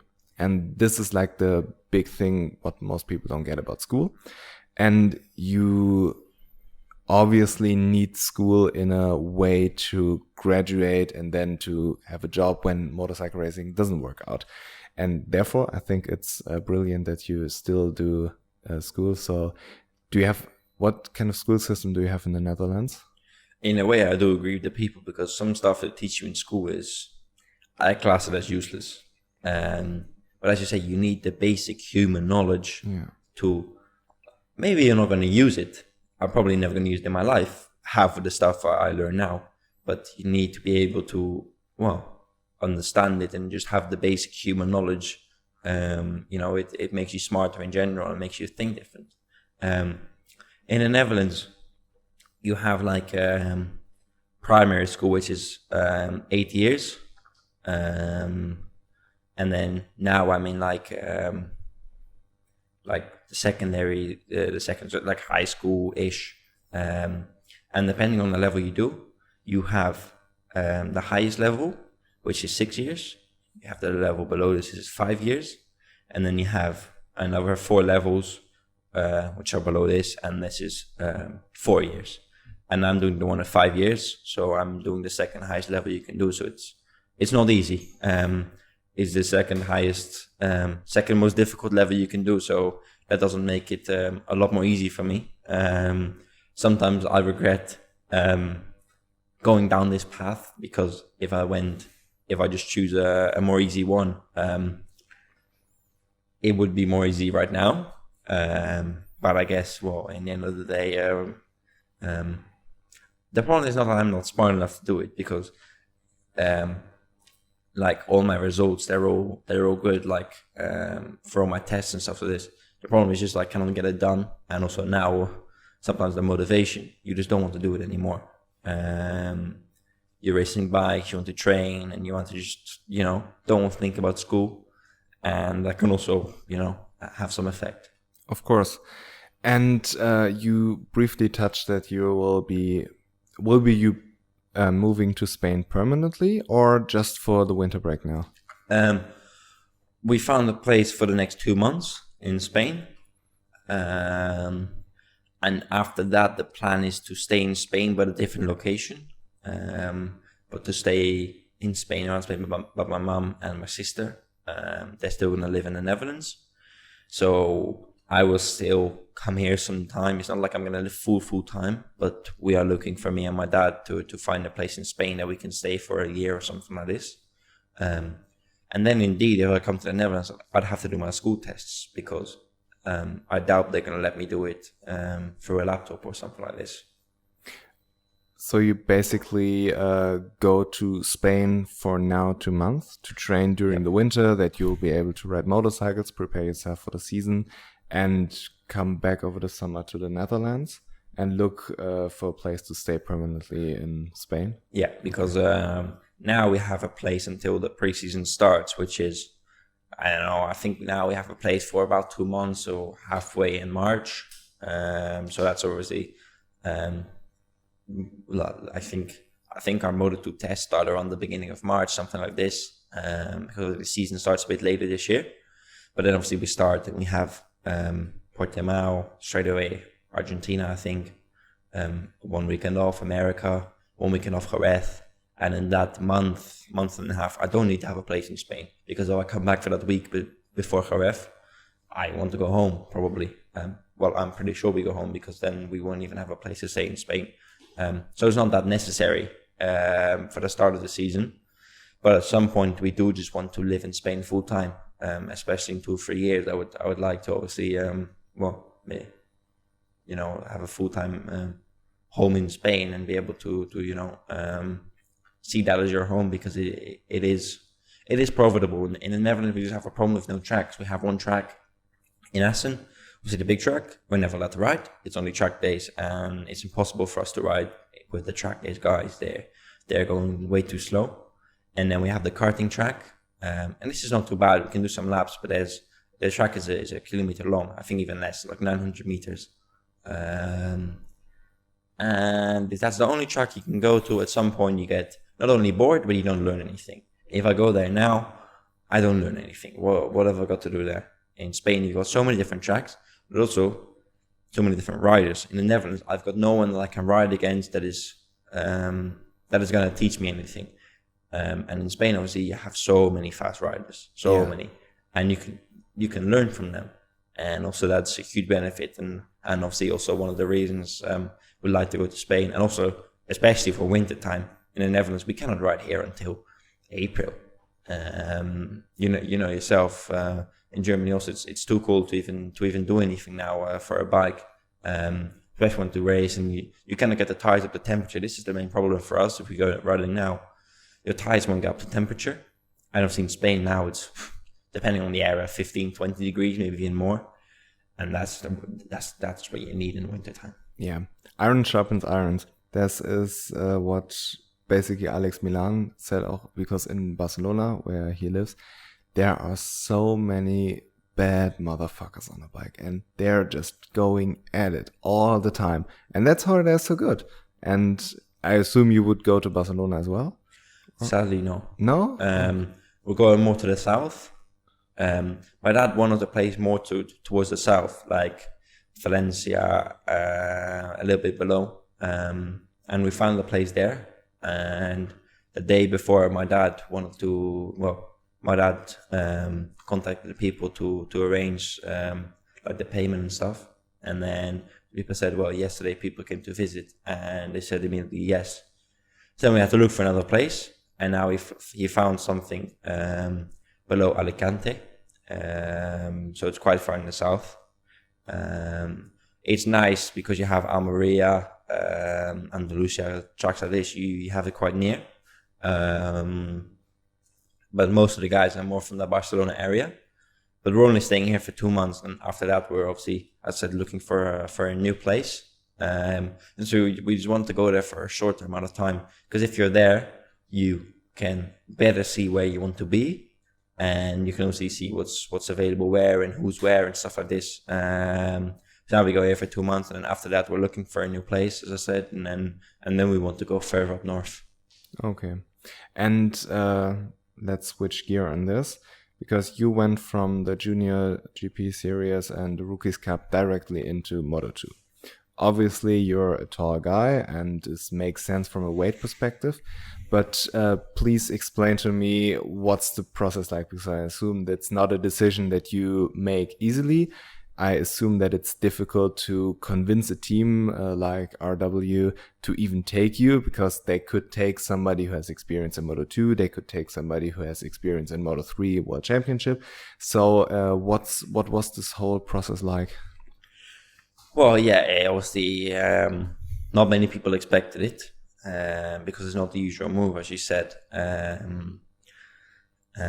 think it's been done like one time before in the whole history of Moto2. And that rider was, I think, even if I speak from the top of my head, it was Chandra, who came from also junior Moto3 and then straight away to Moto2. But obviously back then it was the 600 and he was already older. But now you see a lot more riders doing it. You see a lot more riders going from junior categories to Moto2. So this is not Moto3 junior category, but obviously the junior championship, but the Moto2 European Championship. You see a lot of them now coming up. So Tulovic, Sana Age of some wild cards. Alexis Krieg is having a full-time ride next year. But you see a lot more riders straight away from, well, not straight away, but you see a lot more riders from Moto3 Junior Championship going to Moto2 European Championship now, which was never the case. Nobody ever, well, I won't say nobody, but if you went from Junior Championship to Moto2 European Championship, it was classed as a step down. It was classed as the wrong move. Everybody wanted to go to Moto3 World Championship, to get to Moto2 World Championship, MotoGP World Championship. And I think, obviously this sounds a bit blunt to say, but I think we have sort of put a trend there to see that it's possible, because as soon as I made the move, now a lot more riders are doing it. And every season now, obviously, also Harrison Ford now has a full-time ride, well, has a ride next year, Moto2 European Championship. There's a lot more riders now choosing for the Moto2 route. Obviously, there's also with the age change, that they changed the age and the way to enter Moto3 World Championship, stuff like this. But I think also, not only me, but other riders who did last season, we showed that it's possible. And now with the age rule, you see a lot more riders choosing to go this way. Yeah, I think in the end, it's not a bad thing to do. If you go to Moto2 World European Championship, you already get the level on the Moto2, you already get to know the bike, and then you go to World Championship and you have already one big thing less to learn about. And if you go to Moto3 European Championship, you go to Moto3 World Championship, not only do you have to prove yourself in European, in Junior World to be able to move up to World Championship Moto3, but then you have to prove yourself again in Moto3 World Championship to earn the seat in Moto2. So yeah, I think that's also one of the reasons more people seem to do it now, and I think so far it's well, being quite positive for most of the riders, and also for me. Yeah, I mean, the Alligear way would be to go to European Championship Moto2. I believe Alligear went first the stock 600, then the Moto2, and then the Moto2 World Championship. Yeah, I remember he had a Moto3 seat in Junior World Championship, but then this was a snipers, and then the sponsor of the team, I think he pulled out, some of this also with the COVID, and he pulled out, and he had no ride, and obviously he went to the 600, and he went to the Moto2, and went to the World Championship this way. But also then the step is a lot less. If you already have a season on the Moto2 European, the step is a lot less to the World Championship. And most of these guys have done multiple years on Moto3, to then do multiple years on Moto2 European Championship, to then do to then go to the Moto2 World Championship, if they even get there, of course. And for me, it was a lot different. I did 1 year on the Moto3 in the Junior Championship, which was definitely not my best season ever. And then obviously we went straight to the Moto2 World Championship. As I said, my season in the Junior World was not so good. We had a lot of problems with the bike, and just me, I wasn't feeling so comfortable. Near the end of the season, we managed to be quite quick. I was fighting for P4 in Misano, and then it started to brighten up a bit. I didn't do the last race in Valencia because then I had my second test on the Moto2. But obviously, as you say, the team could have also took a Moto2 rider or another experienced Moto3 rider or something like this. But I think we showed that you don't need experience. Already in my first race, I beat Shannon and Kelly, who was very experienced on the 600, and I beat Antonelli, who was Moto3 race winner. And I came there as a rookie. I didn't do any racing world championship yet, and I think we showed that is definitely possible. Yeah, you see it all the time when people switch classes, especially when people go from Moto2 to MotoGP. It's like the big one where you see almost a shift of a power ranking. Like you obviously Remy and Raoul, they were head and shoulders above everybody else. And now Marco Bezzecchi was almost lapping them. Obviously, KTM, Ducati, whole different ballgame, but it always shifts on how you can adapt to a bike. And the way you describe totally makes sense. What in a way doesn't make sense is why didn't you go to the European Championship? I mean, it worked out for you, obviously, but you know what I'm saying. Yeah. It's like a very risky move instead of like developing a year on the European. Well, the original plan was to go to Moto3 World Championship with the Petronas SRT team. Oh, yeah, I see where this is going. And we were pretty much signing the contract. We had all the negotiations done and everything. My teammate was already pretty much, well, we already knew who were going to be the two riders, and it was pretty much all in place. I already partly rode for them the year before in 2021. I already had some support from them. I had their old chassis, and there was already the link. Hence why also in 2021 we chose the Honda, because we had to deal with them and to try and move up with them. And already that would have been a big step, because then after 1 year in Junior World Championship to directly move up to the World Championship, I would have only been 16 in Moto3, and that was already a big step. If I would have done that, even then people would have doubted me for sure. But then obviously the team stopped, and it had nothing to do with us or any other rider who was in the structure of them. It was just obviously the sponsor pulled out, and then we were without a seat. And then my dad and my mom and just the people around me, they started to think in a different way. And then we came up with the Moto2 plan. And then most of this I don't even really know, because at that time I wasn't really involved in any of the stuff. I didn't even know that much of this was going on. But as far as I know, the original plan was to go to the European Championship indeed, but with the same team. But that would require them to put a whole new team up in there. It would cost a lot of money for them, and I would have a lot less track time. Well, not track. I would have a lot less tracks. I wouldn't be in the World Championship scene. You would have a lot less weekends. And at that time, the Moto2 European Championship level was not amazing. Last year did make a step up, but the year before, so when we decided to go to World Championship,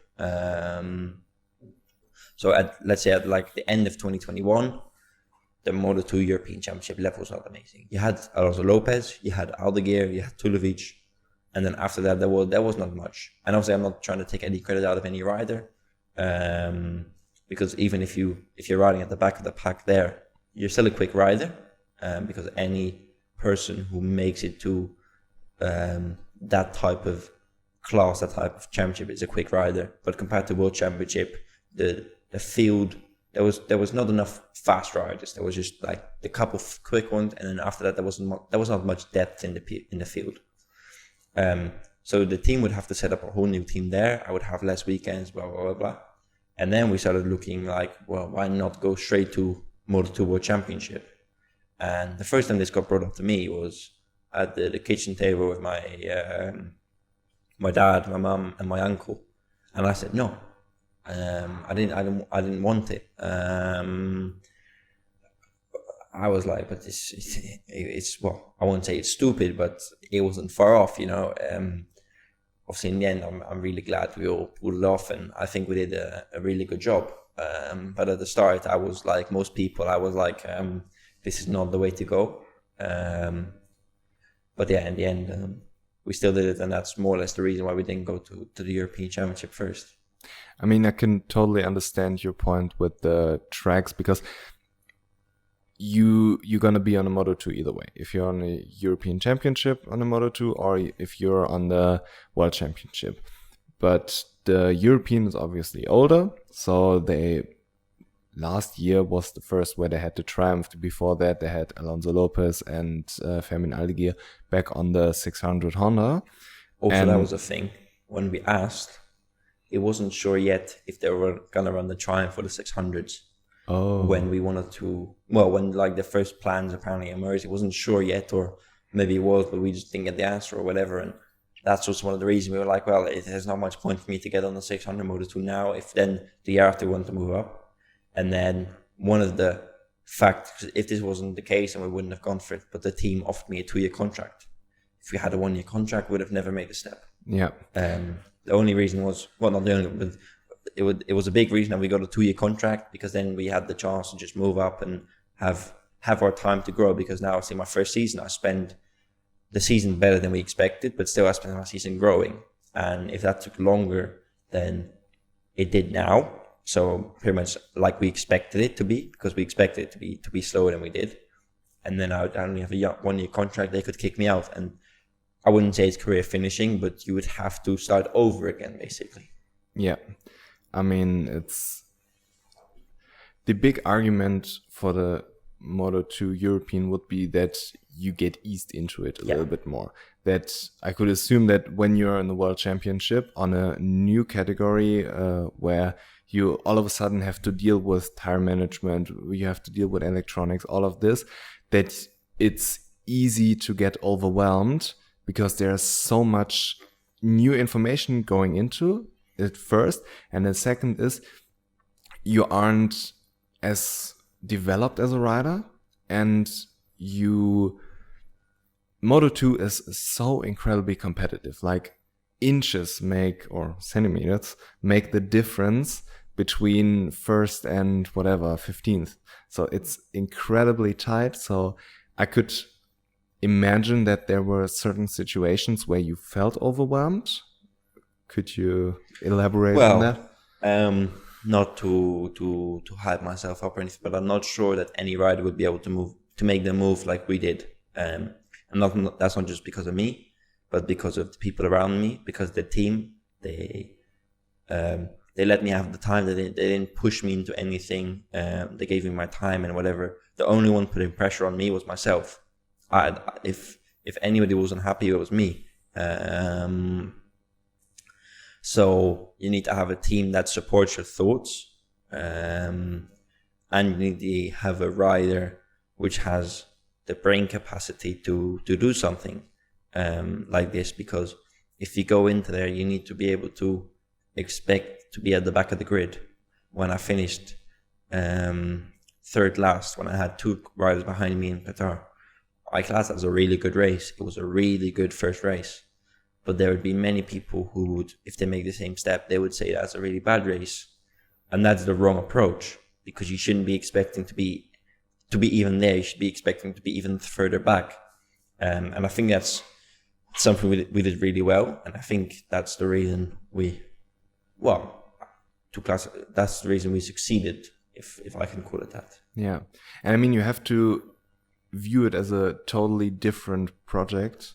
Because you have to take into consideration that it's not like, let's say you're really good in Moto2, like Isa. You go in there as a rookie, and then you win the championship in the second year, and then you move up. That's 2 years. Then you have your rookie year in Moto2 and your second year in Moto2, which for you would be 4 years. And that's for a really, really talented rider like Isan is. And for everybody who watches your career and thinks of you like a normal rookie, this is to me the wrong approach, because it's really like, let's say, a 5-year project realistically. Yeah. When you're 17 now, right? Yeah. When in 5 years, let's count last season in, you'd be 21, which is still incredibly young for a rider, and therefore you have to take it in a really, really you have to look at it from a really different perspective.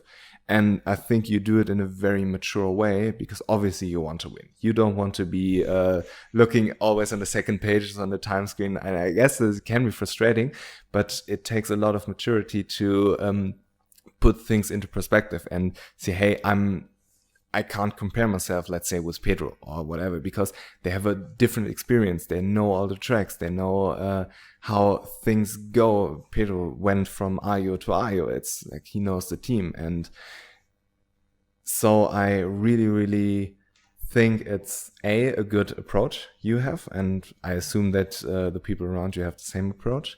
And it's always good to have like an experienced rider as your dad who can tell you, hey, who can see the bigger picture, right? And therefore don't expect too much. A, that you don't expect too much from yourself, and B, that the team doesn't, or the people around you or whatever, that they don't expect too much from you. Yeah, as you said, I only just turned 17, like a month ago now, where I turned 17. And as you said, let's say 5 years, and we count last season, I'll be 21. There's many riders who are still in Moto3 when they're 21. Obviously, lately this has been less of a trend. Now, lately, younger riders are moving up. Younger riders are having the chance to move up, which wasn't the case 5 years ago. Look at Fabio; he's really young in MotoGP. But even if I was 21 and still in MotoGP, I'd still be and still in Moto2, I would still be quite young. There's many riders in Moto2 currently who are older than 21. So you just have minimal extra 2-3 years in hand compared to the guys who went to Moto3 first, because they do minimum 2 seasons in Moto3 World Championship. Those 2 seasons I spent in Moto2 World Championship, and then by the time they move in, I already have 2 years under my belt in Moto2, and this can obviously give you an advantage in the long run. It can be a disadvantage now, but obviously the goal is to have it be an advantage in the future. Yeah, and Moto2 is still kind of a safe place in this sense that you can develop in Moto2.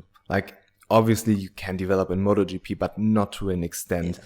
I mean, Darren Binder, we make a lot of fun about him all the time for crashing, but he did a good job. He had a very, very decent rookie season when you consider the circumstances. But MotoGP is not a place where you can jump from Moto3 to MotoGP and then develop there for 5 years. Yeah. It's what Honda did with Jack Miller was brilliant. They gave him a 4-year contract, and this is necessary to do it. But if you just have a 1-year contract, like you said, with Moto2, and then consider Darren Binder did this in MotoGP, and even Remy as a world champion, he got dropped after 1 year. It's pretty shitty that you get only 1-year contracts there in the first place. But when you say, okay, I go into Moto2, it's still a development class in this sense that the team is not Ducati or it's not Yamaha. It's an independent team who can say, hey, I put my faith into Zonta because I think he is very talented, and I give him this 2, 3, 4, 5 years, whatever. It's not so much money involved as in MotoGP. It's not so much attention. So I think it's still possible for a rider to develop well in Moto2. Yeah, basically what you said is true. In MotoGP, there's a lot more money.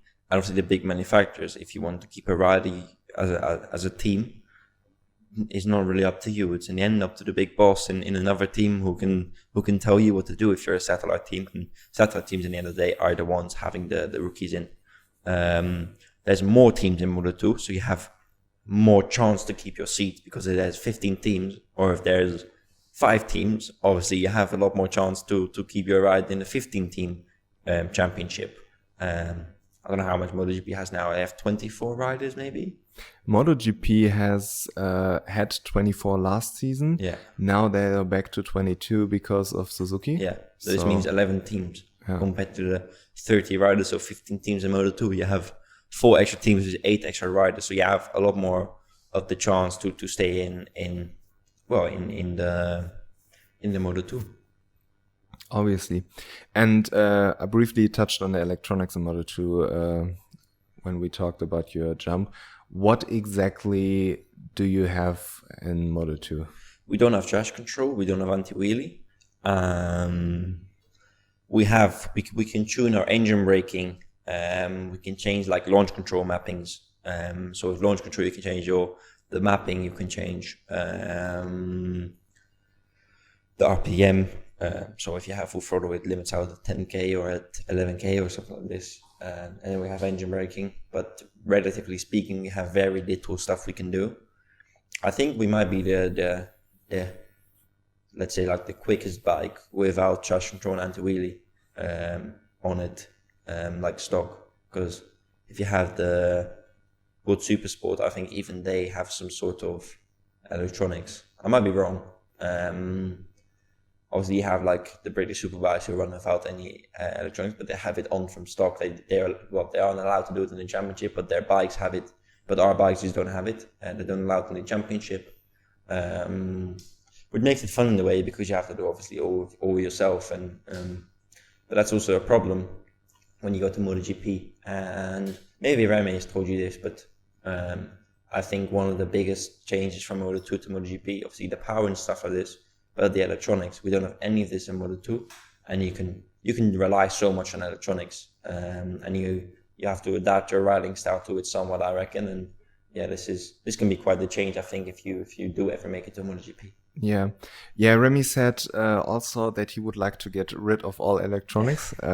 He said, quote, "We are professional riders. That's what we are paid to do. And we should ride the most savage motorcycles in the world," which kind of shocked me in a way, but in this situation. But thinking about it, knowing Remy, the type of guy he is, I can understand it. And I was shocked in this way that electronics for me have two purposes. A, it's performance, obviously. But then you have also a safety purpose. Like back in the 500s, people were high sliding all the time.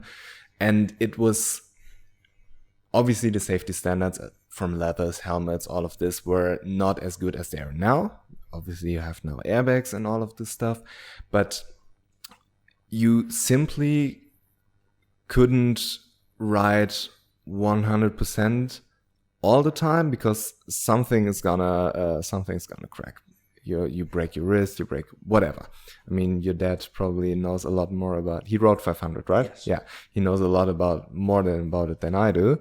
And this shocked me in a way, because I thought, okay, like the electronics, like traction control, they are important for rider safety. And the last thing you want to have as Dorna is to have your superstars, Marc Marquez, Fabio Quartararo, injured out there because you don't provide the necessary electronics. And on the other hand, on the flip side, I feel like MotoGP right now is in a way, Remy said you have to ride the bike to make the electronics happy. And from watching MotoGP, it feels now like you are a robot on a motorcycle who just presses the right button at the right time, basically. And that's the way you are the fastest. And the bikes there are so good with ride-height devices. You can accelerate much faster. With winglets, you can accelerate faster, and also you can brake later.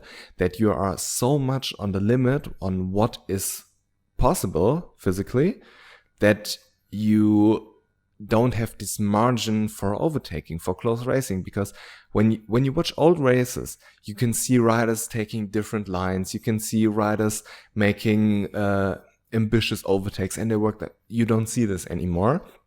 And they can't even ride behind each other because the front tire is overheating. So I really, really like watching Moto3 and Moto2, because you get like more pure racing in a way. It's not like Formula 1. Essentially, MotoGP is turning into Formula 1, where you just have to have the best car/bike underneath and be the one who operates this as best as possible. But Formula 1 had this huge problem that racing simply was boring. And in my opinion, MotoGP racing is boring. They should get rid of all the gadgets, basically, and strip it down to just the best bike in the world, which is still a motorcycle, in a way that you don't have those winglets, that you don't have those rider devices, and then let the best rider go on it and see who's fastest. Because as a fan, I don't care if you ride in Mugello a 144 or a 146. I don't care about this. As long as I get close racing, I care about this, you know? And therefore, Moto2 has always been spectacular. But for some reason, Moto2 races are sometimes boring in a way that you see those gaps, because everybody has the same machinery, everybody has the same tires, that you have those gaps between those riders, because I feel like those are the natural gaps, because one rider is simply faster than the other. But how did you experience the Moto2 season in this way? Because you don't see a lot what's going on behind. You see only the top 5 guys on TV. Well, to go back to the MotoGP first, I personally don't really watch MotoGP. I find it boring. You don't watch it at all? Not really, no. I watch some qualifying sometimes and some free practice and stuff like this, and I put the race on for a couple laps. But there's not many races that I watch from start to finish this year, which partly has to do most of the time at the track. You're lucky if you have, if you can even be able to load a WhatsApp message with the data that is so terrible most of the time with so many people. But also just if I see it on the track, it's nice because it's so quick. But off the track, the racing, the first couple laps is nice, and maybe sometimes you have a battle, but not much going on. Moto3 I love. I watch every race. Every race I get the chance to, I watch. Always when I'm having my lunch before the race, I always put Moto3 on. Well, it's on in hospitality, but I always watch it. The first couple laps, and then obviously I have to get ready for my race. But if possible, with the data connection, I always turn Moto3 on and watch it, because I really enjoy their races. And Moto2 personally because now I don't really watch the races. Sometimes you watch some parts back and some practice to see some things, but beforehand, before I got into Moto2, I didn't really watch it. I didn't really enjoy watching Moto2 either. Exactly as you say. But the moment you step into World Championship yourself, you realize how much there's going on. And I think this is the biggest thing in Moto2, because in Moto3, there's battles, both in front and in the back. But I think the battles in front are, there's more battles and better battles, because the riders are simply just that little bit quicker and they have that little bit more experience, and they make the battles just a little bit better. In MotoGP, whether you're at the front or back, there's not much battling going on, because simply it's just not. In Moto2, you have some battles in the front sometimes, but not many races. But there's so much going on in the back. You don't see this. Like the thing I pointed out with Corsi before in Qatar. You don't see this on TV. There's so much going on the track. And even if they would show 10% of this and just the action, so I say the crashes, the saves, because I had saves this year where I'm like full off the track, full like off the bike and so close to crashing, and they don't show them. Because 9 out of 10 times, either they don't have the camera on, because they don't record every rider passing, like, for example, the one in Mandalika, obviously they had this one on video, but if you look, there was nobody in front of me, so they had nobody else to record. So they put the camera on, the rider that passes by, but most time when you're a back marker rider, which, well, if it sounds harsh, but it's the truth, when you're just in the back, you don't always have the camera on you get what I mean? So, but there's so much stuff that even if they manage to just get the highlights of this and show the battle sometime in the race, it would be, I think it'd be really beneficial. And obviously, maybe I have a bit of a biased opinion because, well, it's part of me and where I ride, if that makes sense. But even if they, like the battles for like P10 or something, there's more going on than the battles for P1. Yeah. I said this before. I would like Dorna to have the broadcast 30 seconds delayed. That in a MotoGP race, Moto2, whatever, Moto3 is always action, whatever. Yesterday we were on a birthday party and I showed the boyfriend of the friend who had the birthday a Moto3 race, Catalunya 2021, where they were cruising in the second to last lap because they wanted the slipstream. So we were talking a little bit about this because we were talking about races at the Nürburgring, and the Nürburgring has this big ass straight, the Döttinger Höhe, and you see a lot of slipstream. And we were talking about this because we both enjoy the Nürburgring very much. And yeah, basically I showed him the Moto3 then because it fitted, and also Moto3 is super exciting. He was like, what the fuck is going on? There were like 9 people side by side. If you have the F1 fans, if they even see one race of Moto3, they love it. Yeah, I really enjoy Moto3. It's my favorite race over the whole weekend. And regarding the broadcast, I think when you delay the broadcast 30 seconds, you can show everything that is important. Let's say a good example would be Misano last year where Fabio won the title. Pecco crashed in the small screen. Nobody saw Pecco's crash actually. You only saw the replay and when he was on the gravel. That this is unfortunate, and I can understand that the people in the front are the most important, because especially when you go to MotoGP, there's so much money involved that when you're Ducati and you're in front, you want to be that your bike is broadcasted on television. But also when you're Repsol Honda and you're in the back, you still want your brand to be promoted, right? So I think a 30-second delay would allow Dorna to give everything what is necessary or important, what's going on at the front. And if there's a battle for the win, I'm gonna watch this 1,000 times more than a battle for P10, whatever. But if on the front is no battle at all, and they're just, like most of the time it's going on right now, they're just lapping behind each other, I would like to see a battle for P16, whatever. I don't care if a point is up for grabs. I want to see action on track. And then when you have this 30-second delay and something happens at the front, you can always go back. And even if Enea Bastianini and Pecco Bagnaia are just riding behind each other and nothing necessary is happening, but you see, okay, something could happen. It's obvious that they hold the camera on it. But if you knew, okay, he will attack at this corner, and this corner, and this corner, then I could broadcast the race in a much more entertaining way, where you can have basically 45 minutes of non-stop action. And then I assume that MotoGP would be a lot more appealing to fans, because last time I watched a MotoGP race, which was really interesting. Phillip Island. Phillip Island was crazy. But apart from that, nothing much was going on last season. And if I want to show somebody who is not a MotoGP fan at all a race, I still show them Catalunya 2009 or Laguna Seca 2008. You rarely show like this modern ones. And therefore, you struggle to acquire new fans, because if you watch something you never heard before and it's boring, why would you continue watching it? But if it's like the same with a good movie, you want to see non-stop action.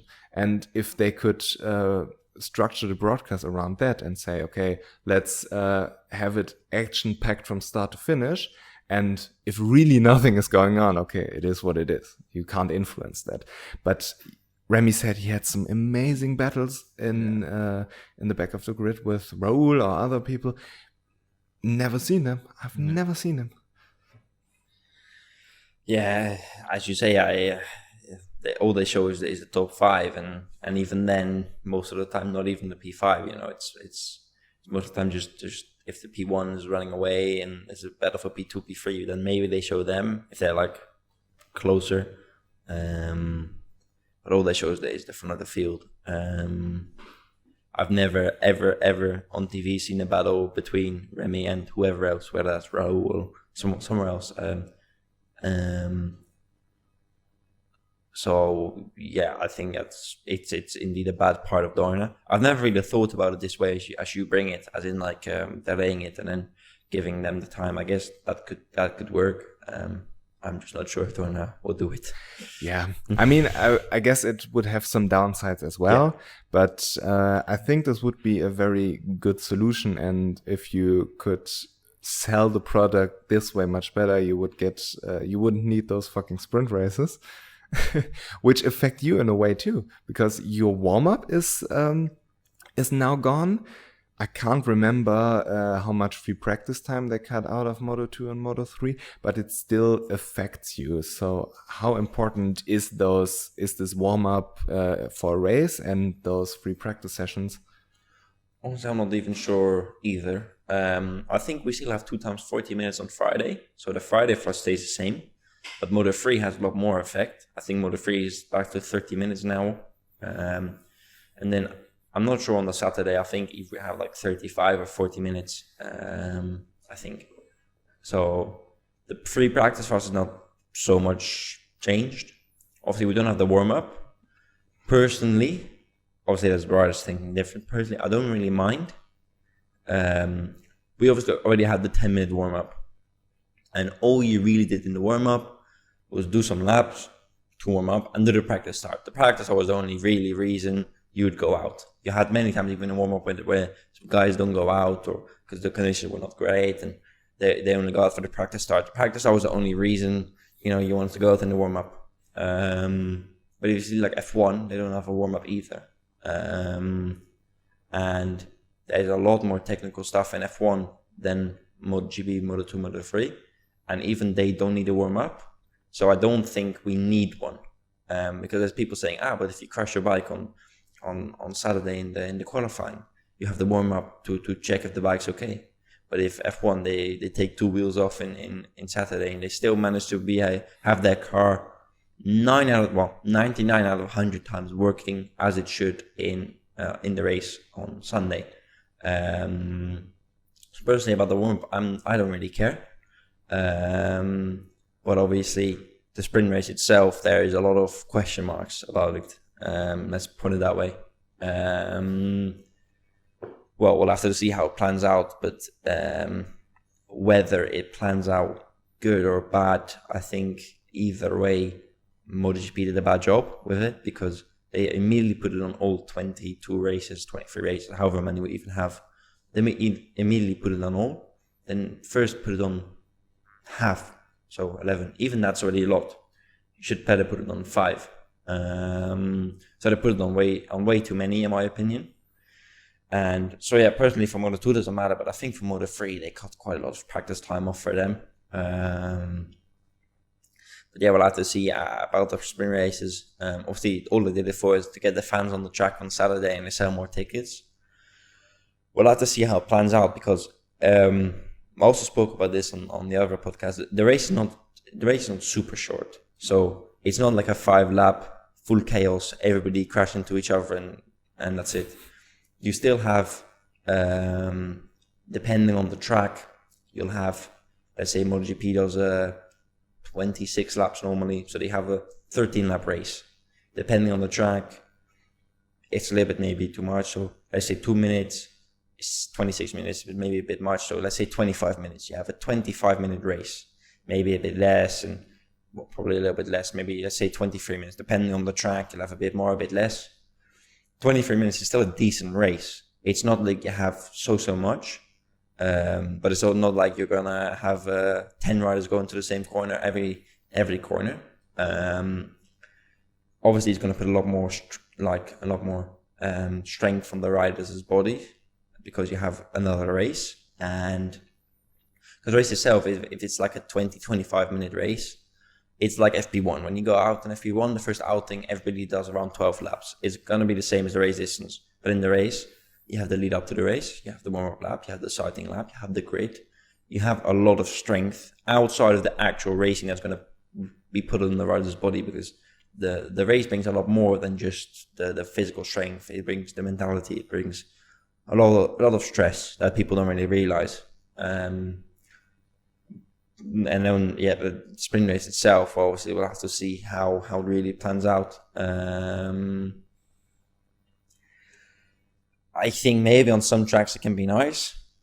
But as I said, they shouldn't have put it on all. They should have maybe started off with 5 and then even see, because obviously now they upset a lot of fans. And even if it does work, I think they still approached it in a total wrong way. And especially also since all the fans pretty much said no from the start, and then they still implemented it, and then they still put on all 22. And in my opinion, that is crazy. This is the most hilarious shit about the whole sprint racing. They had this fucking fan survey. Yeah. The fans said we don't support sprint races to determine the grid, but basically we don't support sprint races.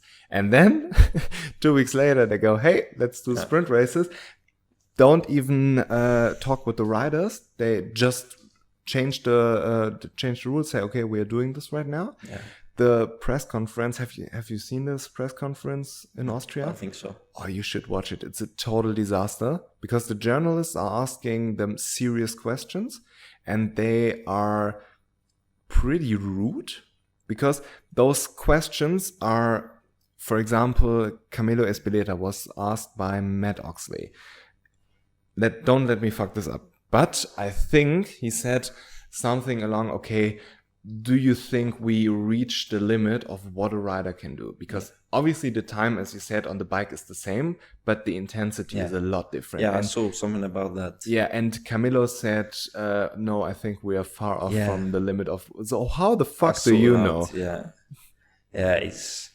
Somebody like that should not be able to answer such a question. Yeah, and the fact that they don't even talk with the riders who have to deal with the consequence. I mean, it could be a great opportunity. I don't think that it's something to sell more tickets, but I think it's TV time is the big one. TV time and sponsors. Yeah, well, in the end of the day, it's another race, and people want to attend it. So I think they are going to sell more tickets on Saturday, because there's going to be more action on Saturday. I think people would rather see the race than a qualifying. Also, one thing I brought up before in the other one, MXGP has 2 races. They have they have also a qualifying race. For them, it depends. It changes like how they form the starting gate, the grid. Obviously, for them, it's a bit different. But their qualifying race is 30 minutes plus 2 laps, like their main race. Obviously, they have a lot less practice. For them, it's a very different weekend schedule. But for them, it is possible. But then again, they have a lot less practice time. And then, like you just said, I don't think somebody like that in such a position, so whoever it is, just in the position, shouldn't be able to say what a rider is capable of. It should be the riders themselves. And exactly for that reason, you'd experiment to add 5 races, because then the riders can say how they feel.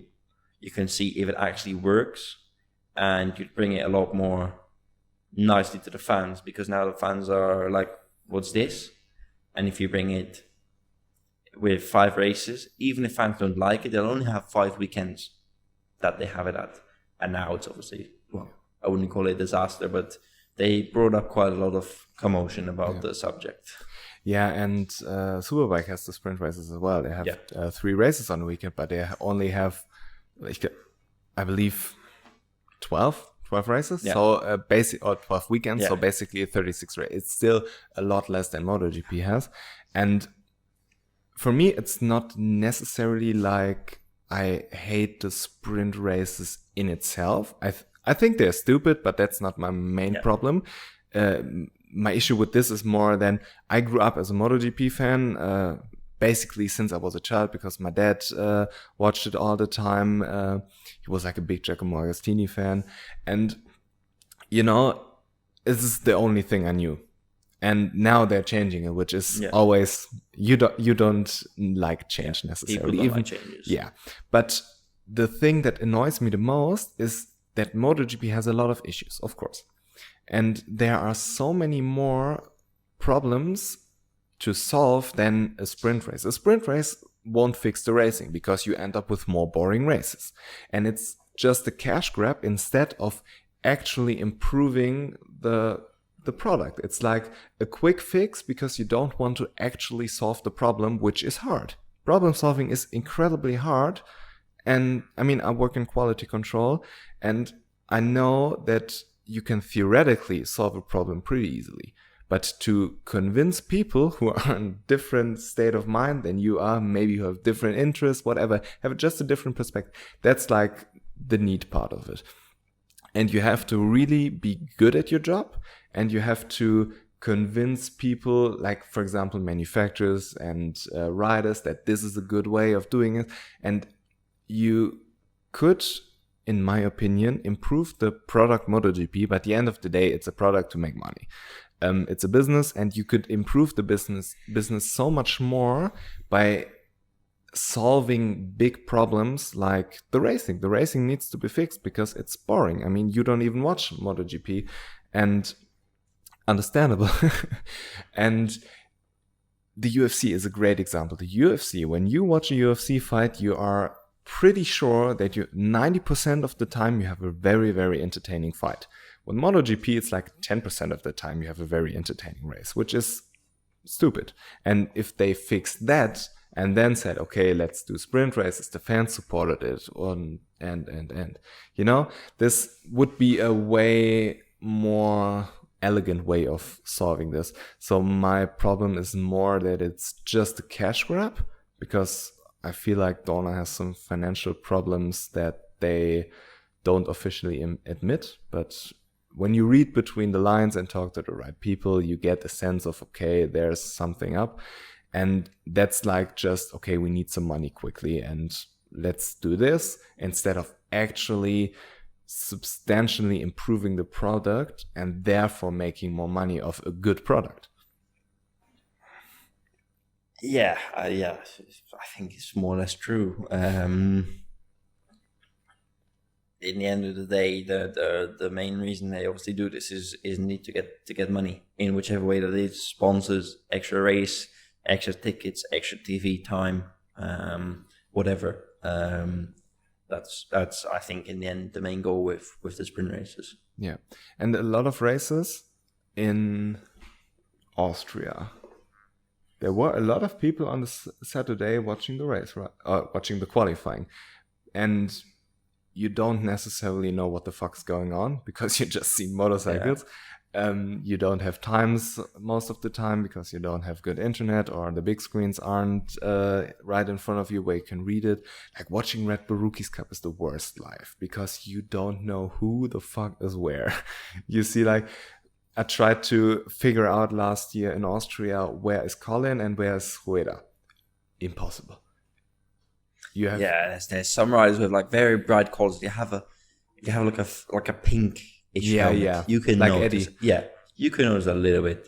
But if you don't have the TV or you're not standing on the service road, you don't see anything. I was watching one of the free practice from Red Bull Rookies Cup on like the grandstand on the inside of the double left-hander. So this is turn...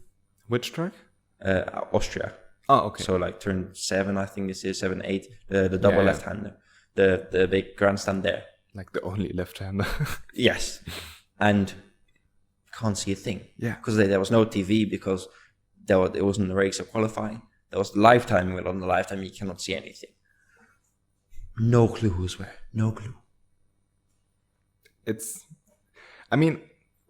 Watching live is cool, but you have to make some sacrifices, especially on Saturday, and therefore I could understand it, but still I don't feel like the races we attended were poorly visited on Saturday. I mean, Portugal was pretty poorly visited in 2021, but even on Sunday, so the Portuguese people just didn't give a fuck. And strangely, Jerez wasn't necessarily very much going on. And what I really hate about the new format, where nobody talks about, when you go to a race and MotoGP ends at 3 p.m. and most of the fans leave, you get this big traffic jam. But when you stay and watch Moto E or the Northern Talent Cup or Red Bull Rookies Cup or whatever, like some supporting series, and then afterwards you ease your way out, go to the car, everything's free. And now when MotoGP is the last, then everybody it will create a huge traffic jam, and in my opinion it will be not of a pleasant experience when you leave a great race and then have a shitty traffic jam. Then you kind of remember that. Yeah. Generally speaking, most tracks, the infrastructure is not great. There's a lot of tracks where first you have to go some kilometers before you hit the highway. And then the highway is maybe 2 lanes and it's full traffic jam. So yeah, this can be a bit of a problem. One track's better than another. Also depends on how many fans obviously visit the race. There's less fans. There'll be less of a traffic jam. But what we always try to do on the race day, depending on the race, but sometimes we try to leave before MotoGP. So we finish the race, I get changed, and we go. It's simple as that. I finish the race, go to the box, we talk a bit, I change, we grab our stuff, and we go, because there's like an hour and a half to maybe 2. So we pack our stuff and we pack what needed. Even sometimes the team leaves on time. Like I remember Jerez, the team left before MotoGP was even finished. So they started packing everything immediately. And obviously the truck guy has to wait. We have 2, one for hospitality, one for the team truck. And he had some like small bits and bobs to put in the truck, but pretty much everything was packed up, loaded into the truck, and the whole team was already left. So that's the only thing. But if you're a spectator, you don't want to leave before MotoGP because you want to watch it, and then obviously you want to leave in the pack, and then it's a problem. Listen, I could talk to you for ages, but I think we have to wrap it up now. We assume we are like at 2.5 hours. Yeah. So thank you very much for your time. Thank you very much for inviting us over.